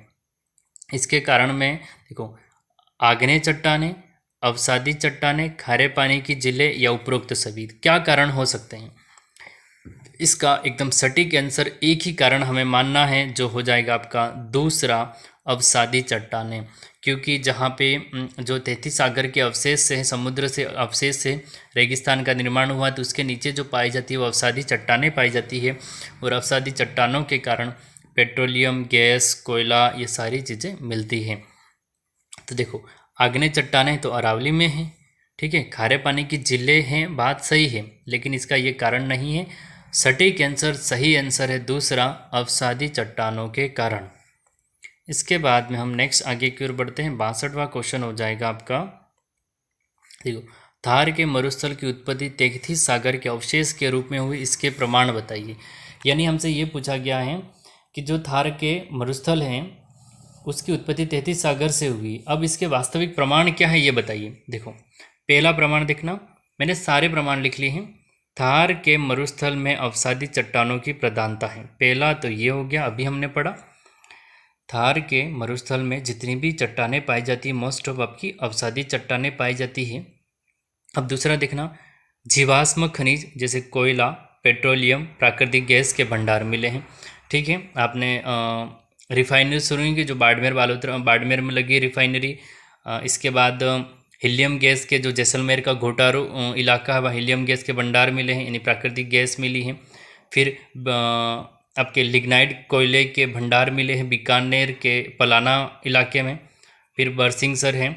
यानी कहने का मतलब जीवाश्म आप जब पढ़ोगे ना खनिज, तो वहाँ चीज़ें समझ में आ जाएगी आपको।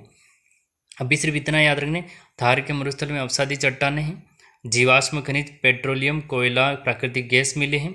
तीसरा जो हो जाएगा वो आपका होगा कि खारे पानी की झीलें, तो बिल्कुल सही है, पश्चिमी राजस्थान में खारे पानी की झीलें भी हैं आपकी।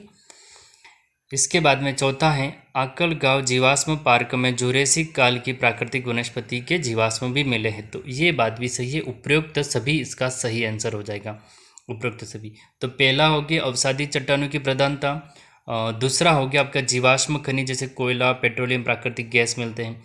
तीसरा जो हो जाएगा आपका वो हो जाएगा खारे पानी की झीलें। चौथा हो जाएगा आकल गांव जीवाश्म पार्क में जुरेसिक काल की प्राकृतिक वनस्पति। इसके बाद पांचवा अगर बताना चाहूँ तो ये हो जाएगा वहाँ पे मछली के अवशेष भी मिले हैं। ठीक है, मछली के जो अवशेष हैं वो भी पाए गए हैं। तो उपरोक्त तो सभी इसके प्रमाण हो जाएंगे, किसके कि तैतीस सागर के अवशेष के रूप में ही इस पश्चिमी भाग के निर्माण हुआ है। इसके बाद में 63वें क्वेश्चन की बात करते हैं, राजस्थान में सर्वाधिक उपजाऊ प्रदेश कौन सा है। अब आ जाते हैं हम पूर्वी मैदानी प्रदेश में। तो राजस्थान में सर्वाधिक उपजाऊ प्रदेश कौन सा है, तो पूर्वी मैदानी प्रदेश। कौन सा हो जाएगा, पूर्वी मैदानी प्रदेश। अब क्यों है, अब कारण देखना है इसका। ठीक है, इसके बाद में 64वां क्वेश्चन है, 64 नंबर का क्वेश्चन है, राजस्थान में सर्वाधिक जनसंख्या निवेश करने वाला भौतिक प्रदेश पूर्वी मैदानी प्रदेश। भाई वहाँ उपजाऊ प्रदेश है, अनाज अच्छा होगा तो जनसंख्या भी वही रहेगी जहाँ सारी चीज़ें से मिल रही है। ठीक है, रेगिस्तान इलाके में कम रहती है तो जनसंख्या कम निवास करती। इतना बड़ा इलाका 60% रखता है, फिर भी 40% जनसंख्या रहती है। तो 64वां क्वेश्चन है, राजस्थान में सर्वाधिक जनसंख्या निवास करने वाला भौतिक प्रदेश कौन सा है, पूर्वी मैदानी प्रदेश। क्योंकि उपजाऊ है, जनसंख्या वहाँ रहेगी, जहाँ पे उपजाऊ होगी तो कृषि अच्छी होगी, खाना पीना सारी चीज़ें मिल जाएगी। इसके बाद में देखें, पूर्वी मैदानी प्रदेश में पाए जाने वाली मिट्टी कौन सी, दोमट या एल्फी सोल मृदा। इसको आप इम्पोर्टेंट करें, यही तो कारण है ये उपजाऊ है। ठीक है, इसको इम्पोर्टेंट कर लें आप, इसको मोस्ट इम्पोर्टेंट करें आप कि पूर्वी मैदानी प्रदेश में पाए जाने वाली मिट्टी कौन सी है। तो पूर्वी मैदानी प्रदेश में पाए जाने वाली मृदा दोमट मृदा या एल्फिसोल मृदा होती है। इसके बाद में अपन बात करते हैं 66 नंबर क्वेश्चन की कि राजस्थान में प्राचीन जलोढ़ मृदा पाई जाती है। राजस्थान में जो प्राचीन जलोढ़ मृदा कहाँ पाई जाती है, नवीन जलोढ़ मृदा कहाँ पाई जाती है, इस पर बात कर लेते हैं। तो देखो, लूनी बेसिन में पाई जाती है प्राचीन जलोढ़ मृदा। प्राचीन जलोढ़ मृदा को बांगर कहते हैं। बांगर और खादर से क्वेश्चन आ चुका है, इसलिए ये दोनों क्वेश्चन मैंने यहाँ ले लिए हैं। ठीक है, देखो वापस देख लो, 66वां क्वेश्चन आपका हो जाएगा कि राजस्थान में प्राचीन जलोढ़ मृदा कहाँ पाई जाती है। तो लूनी बेसिन में पाई जाती है, कहाँ पाई जाती है, तो लूनी बेसिन में हो जाएगी। और प्राचीन जलोढ़ मृदा को क्या कहा जाता है, तो बांगर कहा जाता है। इसके बाद में अपन बात कर लेते हैं कि राजस्थान में नवीन जलोढ़ मृदा, 67 क्वेश्चन हो जाएगा। 67 नंबर का क्वेश्चन आपका हो जाएगा कि राजस्थान में नवीन जलोढ़ मृदा कहाँ पाई जाती है। राजस्थान में नवीन जलोढ़ मृदा कहाँ पाई जाती है, तो उत्तर हो जाएगा चंबल बेसिन में। कहाँ पाई जाती है, तो ये पाई जाती है चंबल बेसिन में पाई जाती है। और नई जलोढ़ मृदा को खादर कहा जाता है। क्या कहा जाता है, खादर कहा जाता है, ये याद रखना। आपकी जो पुरानी जलोढ़ मृदा है उसको बांगर और नवीन जलोढ़ मृदा को खादर कहते हैं। नवीन जलोढ़ मृदा चंबल नदी में लाई जाती है, चंबल बेसिन में, क्योंकि चंबल बेसिन का प्रवाह बहुत अधिक है, तो हर साल मिट्टी का कटाव होता है, हर साल नई नई मिट्टी आती रहती है, जिसको हम खादर कहते हैं। नेक्स्ट क्वेश्चन की ओर आगे बढ़ते हैं। क्वेश्चन नंबर आपका हो जाएगा, नेक्स्ट जो अपना क्वेश्चन हो जाएगा वो होगा, नदी को मतलब निम्न में से कौन सी नदी को अवनालिका अपर्दन और उत्खात स्थलाकृतियों के लिए जाना जाता है। ठीक है, तो ये है चंबल नदी। अब यहाँ पे ये जो क्वेश्चन है ये आपके राजस्थान लेवल का नहीं, इंडिया लेवल के एग्ज़ाम पे भी कई बार पूछा गया है, क्योंकि चंबल नदी है पूरे भारत में अपनी अवनालिका अपर्दन और जो मतलब बिहड़ के लिए। ठीक है, आपने मूवी देखी होगी वो पान सिंह तोमर वाली, तो उसमें अवनालिका अपर्दन और उत्खात स्थलाकृतियों के लिए जो सर्वाधिक फेमस जो नदी है वो आपकी है चंबल नदी। इसके बाद हम देखते हैं नेक्स्ट जो आपका हो जाएगा वो होगा 69वां क्वेश्चन, राजस्थान में सर्वाधिक बीहड़ किस जिले में है? ठीक है, तो राजस्थान में सर्वाधिक बीहड़ किस जिले में है? तो राजस्थान में जो सर्वाधिक बीहड़ है वो आपका धौलपुर जिले में। कौन से जिले में हो जाएगा? वो आपका धौलपुर जिले के अंतर्गत होगा। नेक्स्ट क्वेश्चन की ओर आगे बढ़ते हैं। क्वेश्चन नंबर आपका आपका 70 नंबर का क्वेश्चन हो जाएगा। देखो ये क्वेश्चन मैंने बीहड़ की रानी किसे कहा जाता है? ठीक है, बीहड़ की रानी किसे कहा जाता है? तो करौली जिले को बीहड़ की रानी कहा जाता है। क्या कहा जाता है? बीहड़ की रानी किसे कहा जाता है? तो बीहड़ की रानी करौली जिले को कहते हैं। और बीहड़ क्या है ये देख लीजिए। ठीक है, अपने पान सिंह तोमर वाली मूवी देखी होगी। ठीक है, तो इसमें जो चंबल नदी द्वारा जिस तरह ये पूरा इलाका इस तरह से बना दिया जाता है, ये बीहड़ कहा जाता है। तो ये बीहड़ है कहाँ पे? तो आपका धौलपुर है, करौली है, कोटा वाला जो इलाका है बारा। देखो धौलपुर, करौली, कोटा, बारा, इसमें से जो इलाका है उसमें बीहड़ सर्वाधिक पाया जाता है, जो कि चंबल नदी के द्वारा निर्मित होता है। इसके बाद में हम नेक्स्ट आगे बढ़ते हैं। इसके बाद अरावली मध्य प्रदेश में से, लेकिन इसका पूर्वी मैदानी प्रदेश से संबंध है। यहाँ क्वेश्चन 2-3 क्वेश्चन कट गए हैं। देखो बीहड़ की रानी तो करौली को कहते हैं, बीहड़ है कहाँ? तो करौली, धौलपुर, सवाई माधोपुर वाला जो इलाका है, कोटा, बारा, वहाँ पे। इसके बाद में हम यहाँ पे 2-3 क्वेश्चन कट गए हैं। यहाँ पे मैं क्वेश्चन बता देता हूँ। ये क्वेश्चन था कि जो पूर्वी मैदानी प्रदेश है, पूर्वी मैदानी प्रदेश स्थित जो आपका ये है कहने का मतलब जो बीहड़ पट्टी है वो अरावली प्रदेश में स्थित, लेकिन इसका संबंध है वो पूर्वी मैदानी प्रदेश से। इस प्रकार से यहाँ क्वेश्चन था। तो आइए नेक्स्ट क्वेश्चन को देखते हैं। इस क्वेश्चन को यहाँ छोड़ देते हैं अपन। 56 का मैदान स्थित है। कहाँ? 56 का मैदान स्थित है। तो प्रतापगढ़ एवं बांसवाड़ा जिले में। ठीक है, डूंगरपुर नहीं आएगा, फिर से बता रहा हूँ। 56 के मैदान में प्रतापगढ़ और बांसवाड़ा जिले आते हैं, डूंगरपुर नहीं आता है। मेवल का मैदान पूछे तो डूंगरपुर और बांसवाड़ा आएगा।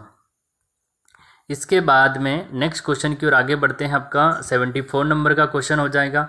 कांठल का मैदान स्थित है बांसवाड़ा, डूंगरपुर, प्रतापगढ़ या उदयपुर, किस में स्थित है? तो जो एग्जैक्ट आंसर होगा, जो सही आंसर है वो है प्रतापगढ़। ठीक है, कांठल का मैदान आपकी माही नदी के द्वारा निर्मित मैदान को, दक्षिणी भाग में जो निर्मित मैदान होता है प्रतापगढ़ जिले में, उसको कांठल कहा जाता है। तो कांठल का मैदान कहाँ स्थित है? तो कांठल का मैदान प्रतापगढ़ जिले में स्थित है। इसके बाद में है आपका 75 नंबर का क्वेश्चन, 75 क्वेश्चन। वागड़ प्रदेश स्थित है। डूंगरपुर, बांसवाड़ा के मध्य जो भूभाग है उसको वागड़ कहा जाता है। ठीक है, जैसे शेखावटी प्रदेश हो गया, वागड़ प्रदेश हो गया, बांगर प्रदेश हो गया, तो ये आपका क्या है? वागड़ प्रदेश। तो दक्षिणी भाग में जो वागड़ी बोली जाती है, इसलिए इसको वागड़ प्रदेश कहा जाता है। तो डूंगरपुर और बांसवाड़ा के मध्य का जो भूभाग है उसको वागड़ कहा जाता है। आइए नेक्स्ट क्वेश्चन की ओर आगे बढ़ते हैं। क्वेश्चन नंबर 76 है, 74 नंबर का क्वेश्चन है आपका। दक्षिण पूर्वी पठारी प्रदेश में कौन से जिले आते हैं? दक्षिण पूर्वी पठारी प्रदेश में कौन से जिले आते हैं? तो ये एग्ज़ाम में आ चुका है। ठीक है, तो बूंदी है, कोटा है, बारा है और झालावाड़, 4 डिस्ट्रिक्ट आपको अच्छे से याद में रख रहे हैं दक्षिण पूर्वी पठारी प्रदेश में। तो कौन से? बूंदी, कोटा, बारा, झालावाड़। फिर से रिपीट करवा रहा हूँ, दक्षिण पूर्वी पठारी प्रदेश में 4 जिले आते हैं। कितने? 4 डिस्ट्रिक्ट आते हैं। बूंदी है, कोटा है, बारा है, झालावाड़, 4 जिले आते हैं। इसके बाद में अपन बात करते हैं 77 क्वेश्चन। क्षेत्रफल की दृष्टि से राजस्थान का सबसे छोटा भौतिक प्रदेश है। तो दक्षिण पूर्वी पठारी प्रदेश कौन सा हो जाएगा? दक्षिण पूर्वी पठारी प्रदेश। क्षेत्रफल की दृष्टि से राजस्थान का सबसे छोटा भौतिक प्रदेश कौन सा है? तो दक्षिण पूर्वी पठारी प्रदेश होता है। नेक्स्ट क्वेश्चन है आपका क्वेश्चन नंबर 78 है। हाड़ौती के पठार की मुख्य मिट्टी कौन सी है? जो हाड़ौती का ये मिट्टी याद रखना, मिट्टी जहाँ मृदा वाला जो आपका टॉपिक होगा उसमें तो हम कवर करेंगे, लेकिन इसके साथ भी याद रखना हाड़ौती के पठार का निर्माण किससे हुआ था? दक्षिण पूर्वी, तो वो ज्वालामुखी उद्गार के द्वारा। तो वहाँ पे मिट्टी कैसी है? काली। तो काली मृदा या वर्टिसोल, ये इसका वैज्ञानिक नाम है वर्टिसोल। हाड़ौती के पठार की मुख्य मिट्टी कौन सी है? तो काली मृदा या वर्टिसोल मृदा होती है। नेक्स्ट क्वेश्चन आगे की ओर बढ़ते हैं। आपका 79 क्वेश्चन है। राजस्थान में रामगढ़ की पहाड़ियाँ कहाँ स्थित हैं? इसका जो आंसर हो जाएगा वो होगा बूंदी जिले में। कहाँ पे है? बूंदी जिले में। इन पहाड़ियों को घोड़े के नाल की आकार की पहाड़ियाँ भी कहा जाता है और इनको अर्धचंद्राकार पहाड़ियाँ भी कहते हैं। हमें ये भी पूछा जा सकता है कि जो रामगढ़ की पहाड़ियाँ उनको अर्धचंद्राकार भी कहते हैं, ठीक है। और इन्हें घोड़े के नाल की, घोड़े वाला बाबा किसे कहते हैं, तो कर्नल जेम्स टोड को, ठीक है, याद रखना। घोड़े वाले बाबा पूछे तो कर्नल जेम्स टोड, और घोड़े के नाल की आकार की पहाड़ी पूछे तो रामगढ़ की पहाड़ियाँ, और घोड़े वाली पहाड़ी पूछे तो अजमेर में, ठीक है। ये चीज़ें याद रखना आप अलग अलग। इसके बाद में देखो इस क्वेश्चन को देखते हैं। रामगढ़ की पहाड़ियाँ बहुत फेमस है, ठीक है। देश का पहला जियो हेरिटेज साइट में इसको घोषित किया गया था। ये बूंदी जिले में है। घोड़े के नाल के आकार की पहाड़ियाँ कहा जाता है इनको। इसके बाद में अपन देखते हैं 80 नंबर के क्वेश्चन को। हाड़ौती पठार की सबसे ऊंची चोटी कौन सी है? हाड़ौती पठार की सबसे ऊंची चोटी है चांदबाड़ी, 517 मीटर इसकी ऊंचाई है। अब यह है क्या, जो झालावाड़ जिले में मुकुंदरा हिल्स है, सुनना, झालावाड़ कोटा में मुकुंदरा हिल्स है, तो जो मुकुंदरा हिल्स है वहाँ पे हाड़ौती का पठार है, और हाड़ौती के पठार में या फिर मुकुंदरा हिल्स की जो सबसे ऊंची चोटी है वो चांदबाड़ी है, 517 मीटर। अगर इस तरह से पूछें कि झालावाड़ जिले की सबसे ऊंची चोटी तो भी चांदबाड़ी हो जाएगा, हाड़ौती पठार की सबसे ऊंची चोटी तो भी चांदबाड़ी, मुकुंदरा हिल्स की सबसे ऊंची चोटी तो भी चांदबाड़ी, 517 मीटर। क्वेश्चन को 3 टाइप मैंने आपको बता दिए हैं। नेक्स्ट क्वेश्चन आगे की ओर बढ़ते हैं। आपका 81 नंबर का क्वेश्चन है, मुकुंदरा की पहाड़ियाँ स्थित है कोटा और झालावाड़ में। अभी मैंने आपको बताया कि मुकुंदरा की जो पहाड़ियाँ हैं वे कोटा और झालावाड़ जिले में स्थित हैं, तो मुकुंदरा की पहाड़ियाँ कोटा और झालावाड़ में स्थित हैं। इसके बाद में बात करते हैं 82 नंबर के क्वेश्चन को।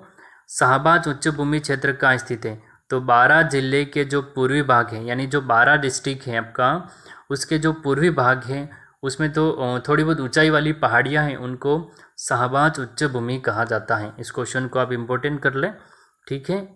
इस क्वेश्चन को आप मोस्ट इम्पोर्टेंट करें क्योंकि एग्ज़ाम में कम ही पूछा गया है, ये आने वाले एग्ज़ाम में पूछा जा सकता हमें। तो शाहबाज उच्च भूमि किसे कहते हैं? 12 जिले के पूर्वी भाग में जो थोड़ी बहुत ऊंचाई वाली पहाड़ियाँ हैं या ऊंचा भाग है उसको शाहबाज उच्च भूमि कहा जाता है। आगे की ओर बढ़ते हैं। आपके क्वेश्चन हो जाएगा 83। घोड़े वाली पहाड़ी, अभी मैंने आपको बताया था घोड़े वाली पहाड़ी राजस्थान के अजमेर ज़िले में है। घोड़े के नाल के आकार की पहाड़ी बूंदी ज़िले में, जिसे रामगढ़ की पहाड़ियाँ कहते हैं। घोड़े वाले बाबा पूछे तो कर्नल जेम्स टोड कहा जाता है, और घोड़े वाली पहाड़ी पूछे तो अजमेर ज़िले में। तीनों बात याद रखना। तो घोड़े के नाल की आकार की पहाड़ियाँ रामगढ़ की पहाड़ियाँ को कहते हैं बूंदी ज़िले में, ठीक है। बूंदी नहीं मिले तो 12 कर देना, बूंदी 12 में है। कर्नल जेम्स टोड को घोड़े वाला बाबा कहते हैं। घोड़े वाली पहाड़ी पूछे तो अजमेर ज़िले में है। इसके बाद अगले क्वेश्चन को देखते हैं। आपका 84 क्वेश्चन है, राजस्थान में महान सीमा ब्रंश, ठीक है, ये ब्रिज नहीं है, सॉरी गलत हो गया, ये ब्रंश है, ठीक है। महान सीमा ब्रंश पूछा गया है। राजस्थान में महान सीमा ब्रंश या ग्रेट बाउंड्री फॉल्ट कहाँ स्थित है? मोस्ट इम्पोर्टेंट क्वेश्चन है, आरएस के लेवल का क्वेश्चन है ये मेंस में भी आ सकता है, इसके कारण पूछ सकता है मेंस में, ठीक है। अब इसके कारण मैं थोड़े बहुत आपको बता दूंगा। देखो, राजस्थान में महान सीमा ब्रंश या ग्रेट बाउंड्री फॉल्ट कहाँ है? बूंदी और सवाई माधोपुर में और विंध्यन कंगार क्षेत्र, ये 2 जगह हैं। ऑप्शन में या तो ये आएगा या ये आएगा, या फिर तीसरा ऑप्शन आएगा। पहला और दूसरा दोनों सही है, तो हमें तीसरा ऑप्शन करना होगा। दोनों चीज़ें याद रखना, बूंदी और सवाई माधोपुर में ग्रेट बाउंड्री फॉल्ट है, और विंध्यन कंगार क्षेत्र में भी ये चीज़ें हैं, तो दोनों चीज़ें हमें अच्छे से याद रखनी है। इसके बाद में 85 नंबर का क्वेश्चन है, अरावली पर्वतमाला विंध्याचल पर्वत किस स्थान पर एक दूसरे को समकोण पर काटते हैं? अरावली पर्वतमाला यानी विंध्याचल पर्वतमाला किस स्थान पर एक दूसरे को काटते हैं समकोण पर? तो रणथंभौर में। कहाँ पे? रणथंभौर में, नहीं, सवाई माधोपुर जिले के जो रणथंभौर है उसमें काटते हैं। अरावली पर्वतमाला विंध्याचल पर्वत एक दूसरे को समकोण पर काटते हैं सवाई माधोपुर जिला रणथंभौर में। इसके बाद में है आपका 86 नंबर का क्वेश्चन है, राजस्थान में रंगीन पहाड़ियाँ कहाँ पाई जाती है? सवाई माधोपुर में। ये लास्ट में कारण बता दूंगा पूरा, ये एक जैसे क्वेश्चन है, क्यों ये फिर से बता रहा हूँ, ये first grade RS second grade के लेवल के क्वेश्चन है। राजस्थान में रंगीन पहाड़ियाँ कहाँ पाई जाती है? सवाई माधोपुर में पाई जाती है। कहाँ पाई जाती है? तो सवाई माधोपुर में पाई जाती है।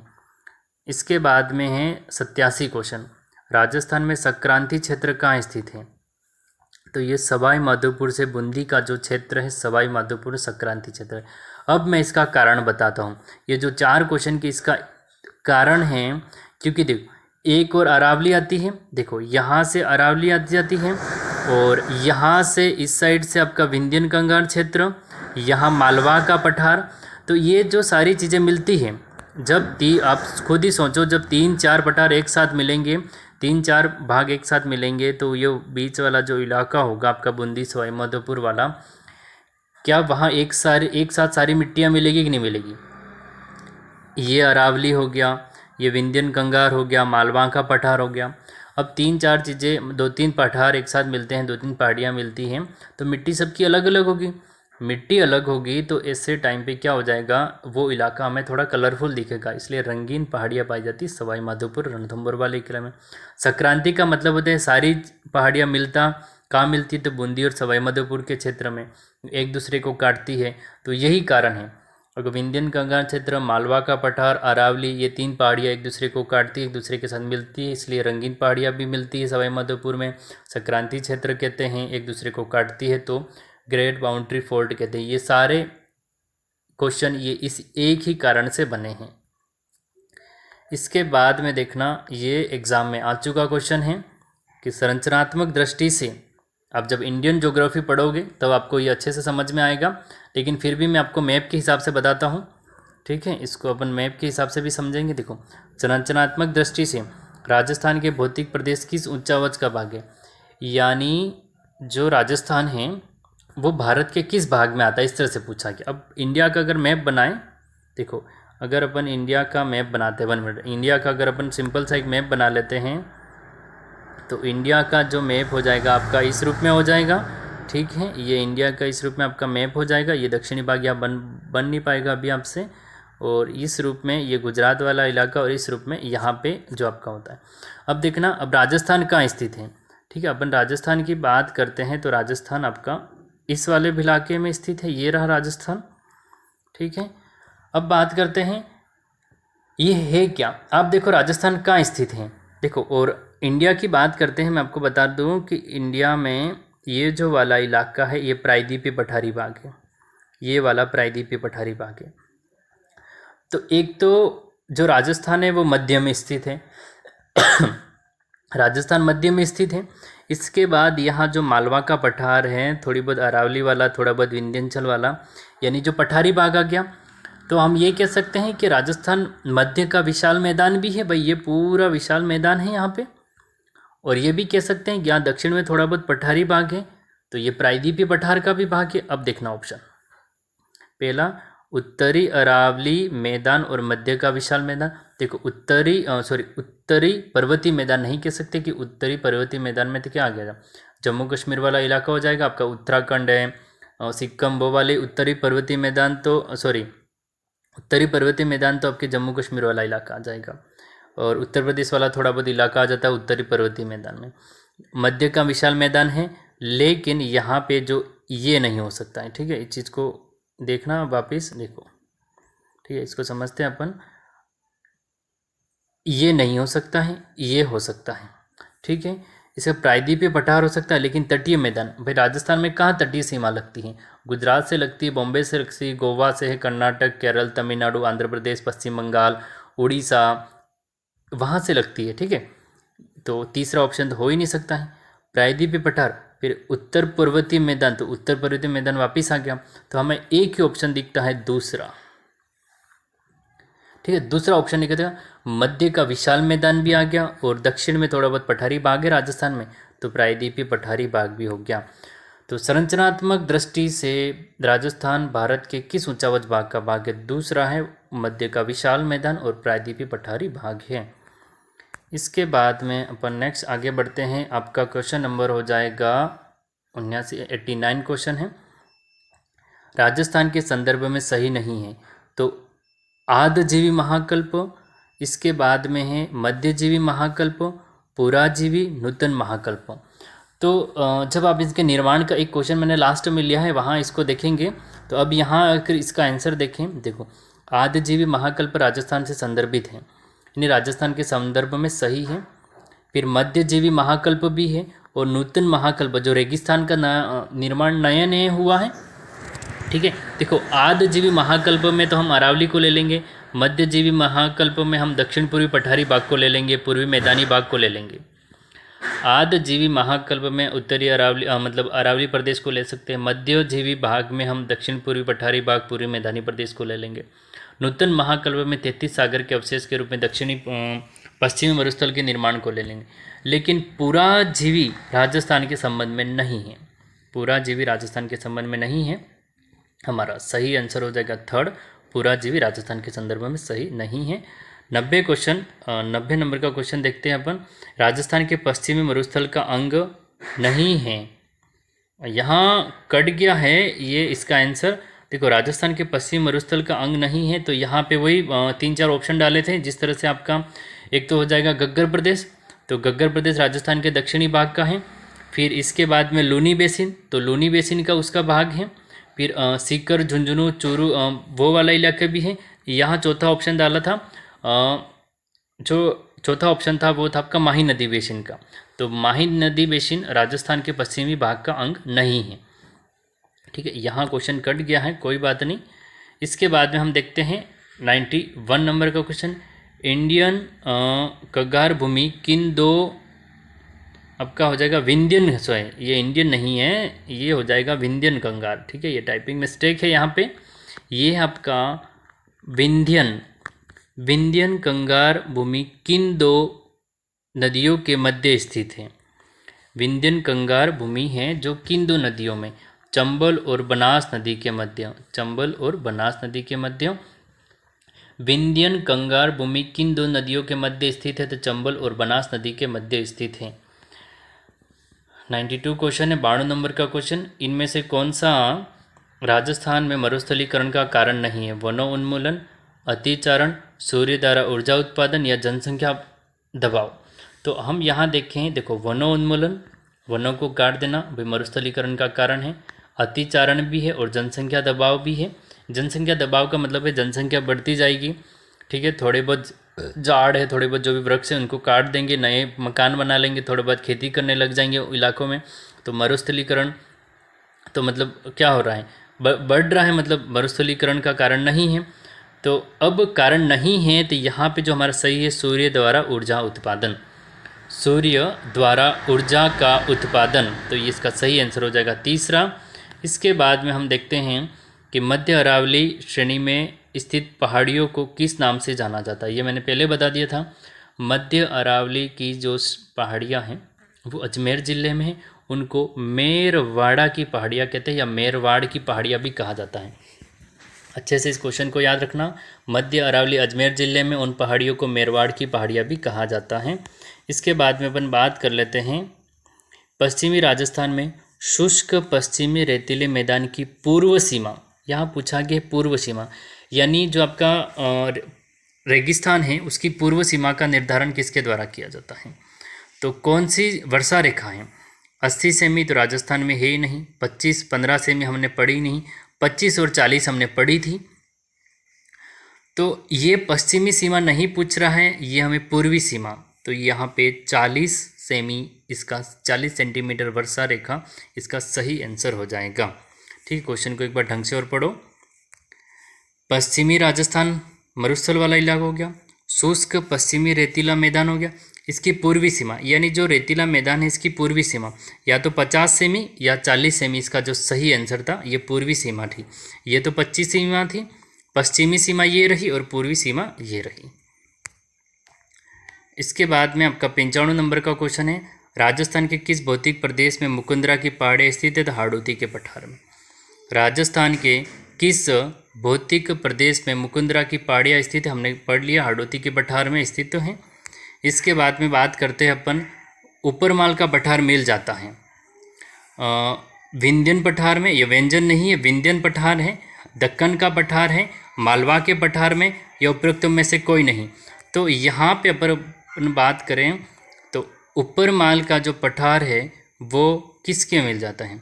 तो ऊपर माल का जो पठार है आपका दूसरा ऑप्शन मालवा के पठार में मिल जाता है। दक्षिणी राजस्थान के थोड़ा सा ऊपर चित्तौड़गढ़, झालावाड़ा, भीलवाड़ा वाला इलाका है, वहाँ देखना एक तो आपका जो ऊपर माल का पठार है, ये ऊपर माल की जागीर अशोक परमार को दी गई थी। इस तरह से आप हिस्ट्री में भी पढ़ोगे, ये इसलिए बहुत इंपॉर्टेंट है। ये मालवा के पठार में मिल जाता है। नेक्स्ट 97 नंबर का क्वेश्चन देखते हैं। राजस्थान की प्री कैम्बियन चट्टानों का आधारभूत वर्णन सर्वप्रथम किसने किया था? तो A.M. हेरोन के द्वारा किया गया था। ठीक है, देखो राजस्थान की प्री कैम्बियन चट्टानों का आधारभूत वर्णन सर्वप्रथम किसने किया? तो A.M. हेरोन ने। किसने किया? A.M. हेरोन ने किया। संतों का शिखर किसे कहा जाता है? संतों का शिखर किसे कहा जाता है? तो गुरु शिखर को कहा जाता है। सभी बच्चे जानते हैं इसको कि संतों का शिखर गुरु शिखर को कहते हैं। राजस्थान की सबसे ऊंची चोटी है, सिरोही जिले में स्थित है। इसके बाद में आपका कथन और कारण की बात करते हैं। जो 99 क्वेश्चन है, कथन अरावली पर्वत श्रेणी निकटवर्ती क्षेत्रों में मरुस्थलीकरण के प्रसार को सीमित करती, प्रकार नहीं प्रसार को सीमित करती है। कारण अरावली पर्वत श्रेणी संपूर्ण राज्य में दक्षिण पश्चिम से उत्तर पूर्व की ओर अवांछित रूप से फैली हुई है। यानी अब ये यूं पूछा गया है, जो अरावली पर्वतमाला है वो मरुस्थलीकरण के प्रसार को रोकता है। कारण क्योंकि अरावली पर्वतमाला अवांछित रूप से पूरे राजस्थान में फैली हुई। अब इसका जो मैप बना रहा है उसके हिसाब से देखना। अब अभी आपको समझ में आ जाएगा मैप के हिसाब से। ठीक है, मैप के हिसाब से इसको अपन पढ़ लेते हैं। तो इसमें जो हो जाएगा आपका देखना, यहाँ पे तो अरावली है और दिशा बताई थी मैंने, तो ये दक्षिणी भाग से लेके देखो इसकी दिशा अगर देखें अपन तो दिशा है दक्षिणी भाग से लेके ये पश्चिम तक और फिर ये उत्तर पूर्व से यहाँ से यूँ तक। काकनबाड़ी का पठार अलवर में है, कुछ जयपुर में है, तो ये पूरे रूप में इस तरह से फैली हुई है। ठीक है, यहाँ तक फैली हुई है। अब मरुस्थलीकरण को जो प्रसार होता है उसको रोकने का काम करता है, क्योंकि मरुस्थल तो यहाँ वाले इलाके में है, तो इस तरह से बढ़ेगा तो अरावली इसको रोकने का काम करेगी। तो यही पूछा गया है कि अरावली पर्वत श्रेणी निकटवर्ती क्षेत्रों में मरुस्थलीकरण के प्रकार नहीं प्रसार को सीमित करती है। कारण कि अरावली पर्वत श्रेणी संपूर्ण राज्य में दक्षिण पश्चिम से उत्तर पूर्व की ओर अवांछित रूप से फैली हुई है, ये सही है। कथन और कारण दोनों सही है, एक दूसरे की व्याख्या करते हैं, इसका सही आंसर हो जाएगा। देखो ये इसका आंसर भी यही है, कथन और कारण दोनों सही है, एक दूसरे की व्याख्या करते हैं। अब नेक्स्ट क्वेश्चन की ओर आगे बढ़ते हैं। क्वेश्चन नंबर 100 है आपका 100। ये हो जाएगा, इनमें से कौन सा दर्रा दक्षिणी अरावली में नहीं है? ध्यान से पढ़ना, ठीक है। मैंने कौन कौन से नाम बताए थे आपको। दक्षिणी अरावली पूछा, देखो सोमेश्वर दर्रा, हाथीगुड़ा दर्रा, देसूरी दर्रा, तीनों दक्षिणी अरावली उदयपुर वाले इलाके के आसपास के हैं। लेकिन अरनिया मध्य अरावली क्या जैसलमेर का है? अरनिया का है, अरनिया झीलवाड़ी है आपकी। इसके बाद ये जो दर्रे हैं ये अजमेर ज़िले के हैं। कहाँ पे हैं? अजमेर ज़िले के हैं। ठीक है, इसके याद रखना, इनमें से कौन सा दर्रा दक्षिणी अरावली में है? तो सोमेश्वर, हाथीगुड़ा, देसूरी ये है। नहीं है तो अरनिया दर्रा नहीं है, क्योंकि मध्य अरावली अजमेर में आता है। इसके बाद करते हैं अपन 101 नंबर के क्वेश्चन की। पश्चिमी राजस्थान में पाए जाने वाली लाठी श्रृंखला क्या है? वही लाठी सीरीज, इंग्लिश में था लाठी सीरीज, लाठी श्रृंखला क्या है? भूगर्भिक जल पट्टी है, घोड़ावन रहते हैं, मैंने आपको बताया था जैसलमेर वाले इलाके में पाई जाती है। ठीक है, मोहनगढ़ से जो पोखरण जैसलमेर का इलाका है वहाँ पश्चिमी राजस्थान में पाए जाने वाली लाठी श्रृंखला क्या कहलाती है? तो भूगर्भिक जल पट्टी कहलाती है।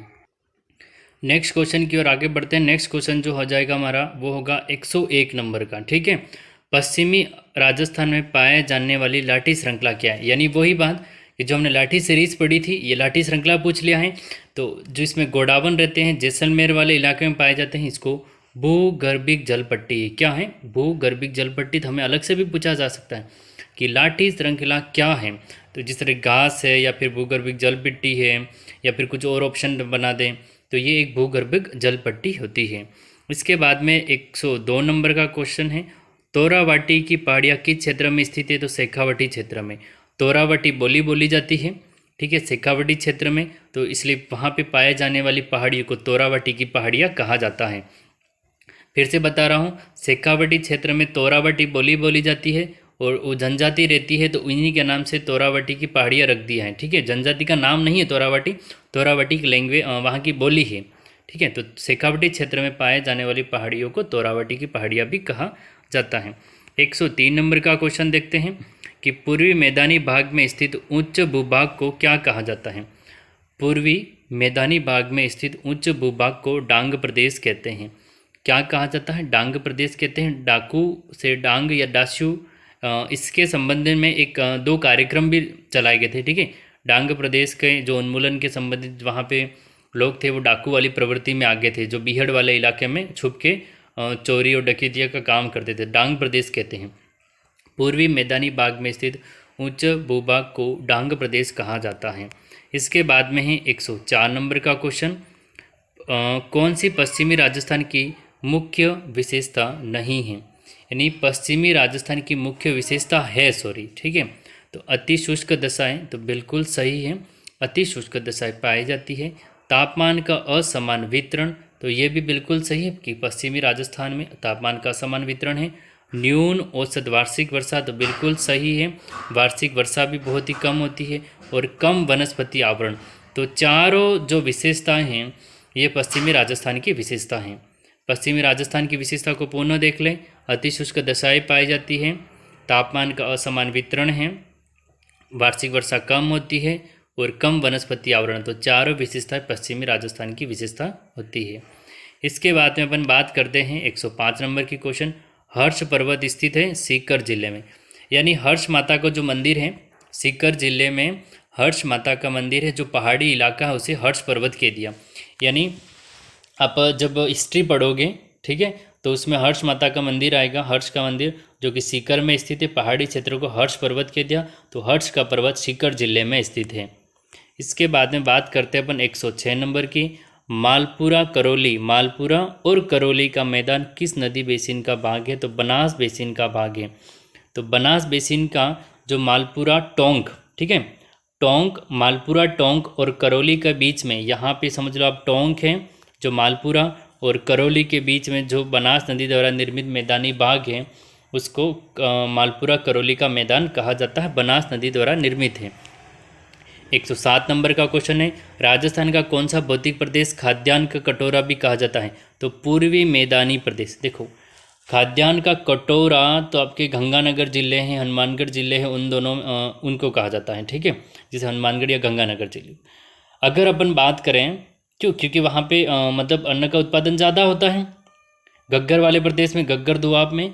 लेकिन अब हम बात करते हैं राजस्थान के जो कौन सा भौतिक प्रदेश, पूरे भौतिक प्रदेश को खाद्यान्न का कटोरा कहते हैं, क्योंकि पूर्वी मैदानी प्रदेश को कहा जाता है। ठीक है, क्योंकि सबसे अधिक उपजाऊ है, इसमें दोमट मृदा पाई जाती है। ठीक है, दोमट मृदा पाई जाती है, उपजाऊ मृदा है यहाँ पे, इसलिए खाद्यान्न भी अधिक होगा, तो खाद्यान्न का कटोरा भी कहा जाता है। इसके बाद बात करते हैं अपन 108वें की, कि मालवा के पठार का विस्तार है।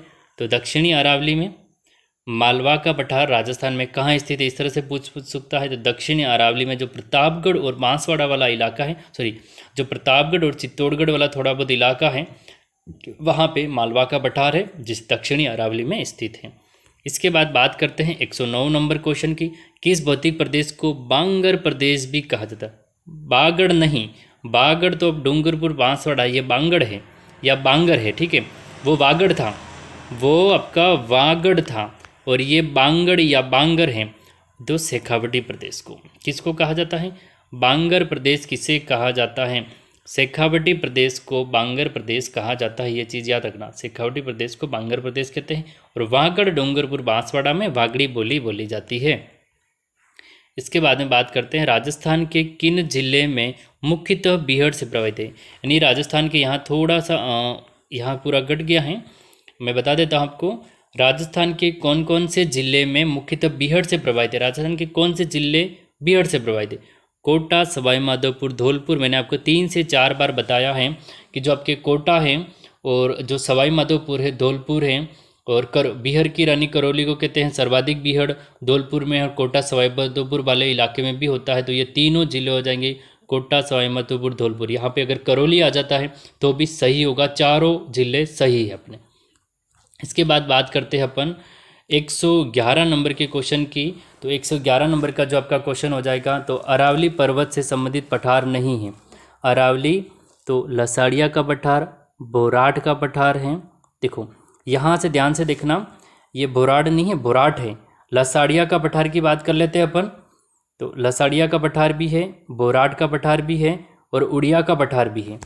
लसाड़िया का पठार भी है आपका, और इसके बाद में है बोराट का पठार भी है, और मालवा का पठार नहीं है। मालवा का पठार नहीं होगा, ठीक है। यहाँ पे जो आंसर हो जाएगा वो आपका आंसर होगा चौथा, मालवा का पठार अरावली से संबंधित नहीं है, ये दक्षिणी राजस्थान में पाया जाता है। तो संबंधित कौन सा है? बोराट का पठार मैंने बता दिया कहाँ है। फिर जैसलमेर झील के पूर्व भाग में लसाड़िया का पठार, उड़िया का पठार माउंट आबू शहर बसा है, राजस्थान का सबसे ऊंचा 1360 मीटर ऊंचा है। इसके बाद बात करते हैं अपन, जो आपका हो जाएगा नेक्स्ट 112 नंबर का क्वेश्चन होगा। जो 112 नंबर का जो क्वेश्चन हो जाएगा वो होगा आपका, दक्षिण पूर्वी पठार के दो भाग हैं, कौन कौन से? विंध्यन का पठार और दक्कन का पठार। यानी दक्षिण पूर्वी जो पठार हैं उसके दो भाग है, या फिर वो दो भागों से मिलकर बना है। कौन सा? विंध्यन का पठार और दक्कन का पठार। दोनों चीज़ें याद रखना, आपका दक्षिण पूर्वी पठारी भाग विंध्यन का पठार और दक्कन का पठार है। नेक्स्ट क्वेश्चन की ओर आगे बढ़ते हैं। क्वेश्चन नंबर 113 है, व्यर्थ भूमि का सबसे ज़्यादा क्षेत्रफल किस जिले में स्थित है? तो ये आपका हो जाएगा जैसलमेर जिले में। किस जिले में हो जाएगा? तो ये आपका हो जाएगा जैसलमेर जिले के अंतर्गत हो जाएगा, ठीक है। ये इम्पोर्टेंट है आपके लिए, ठीक है। ये एग्ज़ाम में बहुत ही कम पूछा गया है, तो हमें ये एग्ज़ाम में पूछा जा सकता है। इसके बाद में अपन बात कर लेते हैं 114 नंबर के क्वेश्चन की, कि राजस्थान में ताल छापर और पड़ीहरा जो क्षेत्र है वो किस जिले में है? इसके बाद नेक्स्ट क्वेश्चन देखते हैं। क्वेश्चन नंबर 114 है, यहाँ क्वेश्चन कट गया है लेकिन आपको मैं बता देता हूँ क्वेश्चन क्या है। ताल छापर और पड़ीहरा, ये रंग नहीं है, ठीक है। पड़ीहरा क्षेत्र किस भाग में स्थित है? यानी तो ताल छापर चूरू में, जो आपका वन्यजीव अभ्यारण्य है, आपने सुना होगा, ताल छापर चूरू के अंतर्गत है। पड़ीहरा क्षेत्र किस भाग में स्थित है? तो शेखावटी, चूरू, सीकर, झुंझुनू जो इलाके आते हैं उनमें स्थित है। यानी ताल छापर जो चूरू में है वन्यजीव अभ्यारण्य, उसका नाम है ये, ठीक है। तो ये भाग किस में है? फिर से बता रहा हूँ, शेखावटी क्षेत्र के अंतर्गत आते हैं ताल छापर और पड़ीहरा क्षेत्र। इसके बाद में 115 नंबर का क्वेश्चन है, अंतः प्रवाह क्षेत्र राजस्थान के किस भाग में? उत्तर पूर्वी भाग में। और जो अंतः प्रवाह भाग है ये पूरे इंडिया में केवल और केवल राजस्थान में ही है। अंतः प्रवाह क्षेत्र राजस्थान के किस भूभाग में है? तो ये कहाँ पे है? उत्तर पूर्वी भाग में। वो ही आपकी घग्गर नदी है, लूनी बेसिन वाला थोड़ा बहुत भाग है, सॉरी आपके लूनी बेसिन नहीं, आपकी ये हो जाएगी कांतली नदी वाला। तो ये जो भाग है वो आपका उत्तर पूर्वी भाग है और अंतः प्रवाह क्षेत्र वाला भाग कहलाता है। इसके बाद में हम आगे बढ़ते हैं। आगे आपका क्वेश्चन हो जाएगा 116 नंबर का क्वेश्चन, आकल गांव जैसलमेर जिससे संबंधित है वह है काष्ठ यानी लकड़ी जीवाश्म उद्यान से। मैंने आपको पहले भी बता दिया था, जो मरुस्थल की जो विविधता थी, या फिर सॉरी उनके जो प्रमाण थे, तो आकल गांव जैसलमेर में है, जहाँ यानी जुरेसिक काल की, डायनासोर काल की वनस्पति के साक्ष्य मिले हैं, ठीक है। जुरेसिक काल या डायनासोर के काल की काष्ठ अर्थात लकड़ी के जीवाश्म मिले हैं, तो जीवाश्म उद्यान बनाया गया है। तो वहाँ काष्ठ लकड़ी का जीवाश्म उद्यान से संबंधित है आकल गांव जैसलमेर में। इसके बाद में 117 नंबर का क्वेश्चन है, राजस्थान में दक्कन ट्रैप के सेल समूह कहाँ स्थित है? राजस्थान में दक्कन ट्रैप के सेल समूह कहाँ स्थित है? यानी ये बात की गई है पहाड़ से संबंधित भाग है झालावाड़ा और कोटा में, ठीक है। झालावाड़ और कोटा हो गया है, तो ये कहाँ स्थित है? झालावाड़ा और कोटा जिले में। आपको बता देता हूँ यहाँ पे बोल के, राजस्थान में दक्कन ट्रैप के सेल समूह का स्थित है, तो झालावाड़ा जिले और कोटा जिले में स्थित है। इसके बाद में जो 18वां क्वेश्चन है, देखो इस 18वें क्वेश्चन को मैंने पूरा क्वेश्चन इसलिए लाया हूँ ये, क्योंकि अब मैंने 2 क्वेश्चन पूरे इस जो आपके 120 जो क्वेश्चन हैं आपके 119 120 जो क्वेश्चन हैं उसमें मैंने 2 क्वेश्चन छोड़े हैं अरावली से संबंधित। अब ये 2 क्वेश्चन में अंत में लेके आया हूँ, देखना ये सभी की सभी पहाड़ियाँ हैं। जिस तरह से गुरु शिखर, शेर, फिर सिरोही में दिलवाड़ा है, आपका जरगा, माउंट आबू, कुंभलगढ़, ये सारा आप यहाँ से इसका स्क्रीनशॉट लेना और इन सभी को बहुत ही अच्छे से आप याद करो, रटो, कुछ ट्रिक बनाओ। तो ऐसे ट्रिक भी है, गुरु से दिल से जरा आज कुंभा ऋषि के सज्जन, वो ट्रिक भी है, लेकिन हमें ट्रिक काम नहीं आएगी। आपको एक एक मीटर जिस तरह से गुरु शिखर की ऊंचाई कितनी है, फिर सज्जनगढ़ की ऊंचाई कितनी है, अचलगढ़ की ऊंचाई कितनी है, किस जिले में है, ये हमें सारा का सारा दे। 18वां क्वेश्चन अरावली की दूसरी श्रेणी, हमें ये नहीं देखना है। मैं ये क्वेश्चन अगर इस तरह से देखा जाए तो देखना, अरावली श्रेणी की दूसरे नंबर की ऊंची चोटी शेर, ये रही सिरोही में 1597 मीटर। अब ये क्वेश्चन कहने का मतलब है, अगर इस क्वेश्चन को मैं ले आऊँ इसका कोई सेंस नहीं है, क्योंकि हर बार पहाड़ियों के नाम बदल जाते हैं, हर बार जिलों के नाम से पूछ लेते हैं। मोस्ट ऑफ आपको देगा उसके बढ़ते क्रम में, यानी ऊंचाई के बढ़ते क्रम में या ऊंचाई के घटते क्रम में, आरोही क्रम में निम्न पहाड़ियों को जमाइए, या ऊंचाई के बढ़ते क्रम में जमाइए, यह पूछेगा। निम्न पहाड़ियों को घटते क्रम में या निम्न पहाड़ियों को अवरोही क्रम में जमाइए।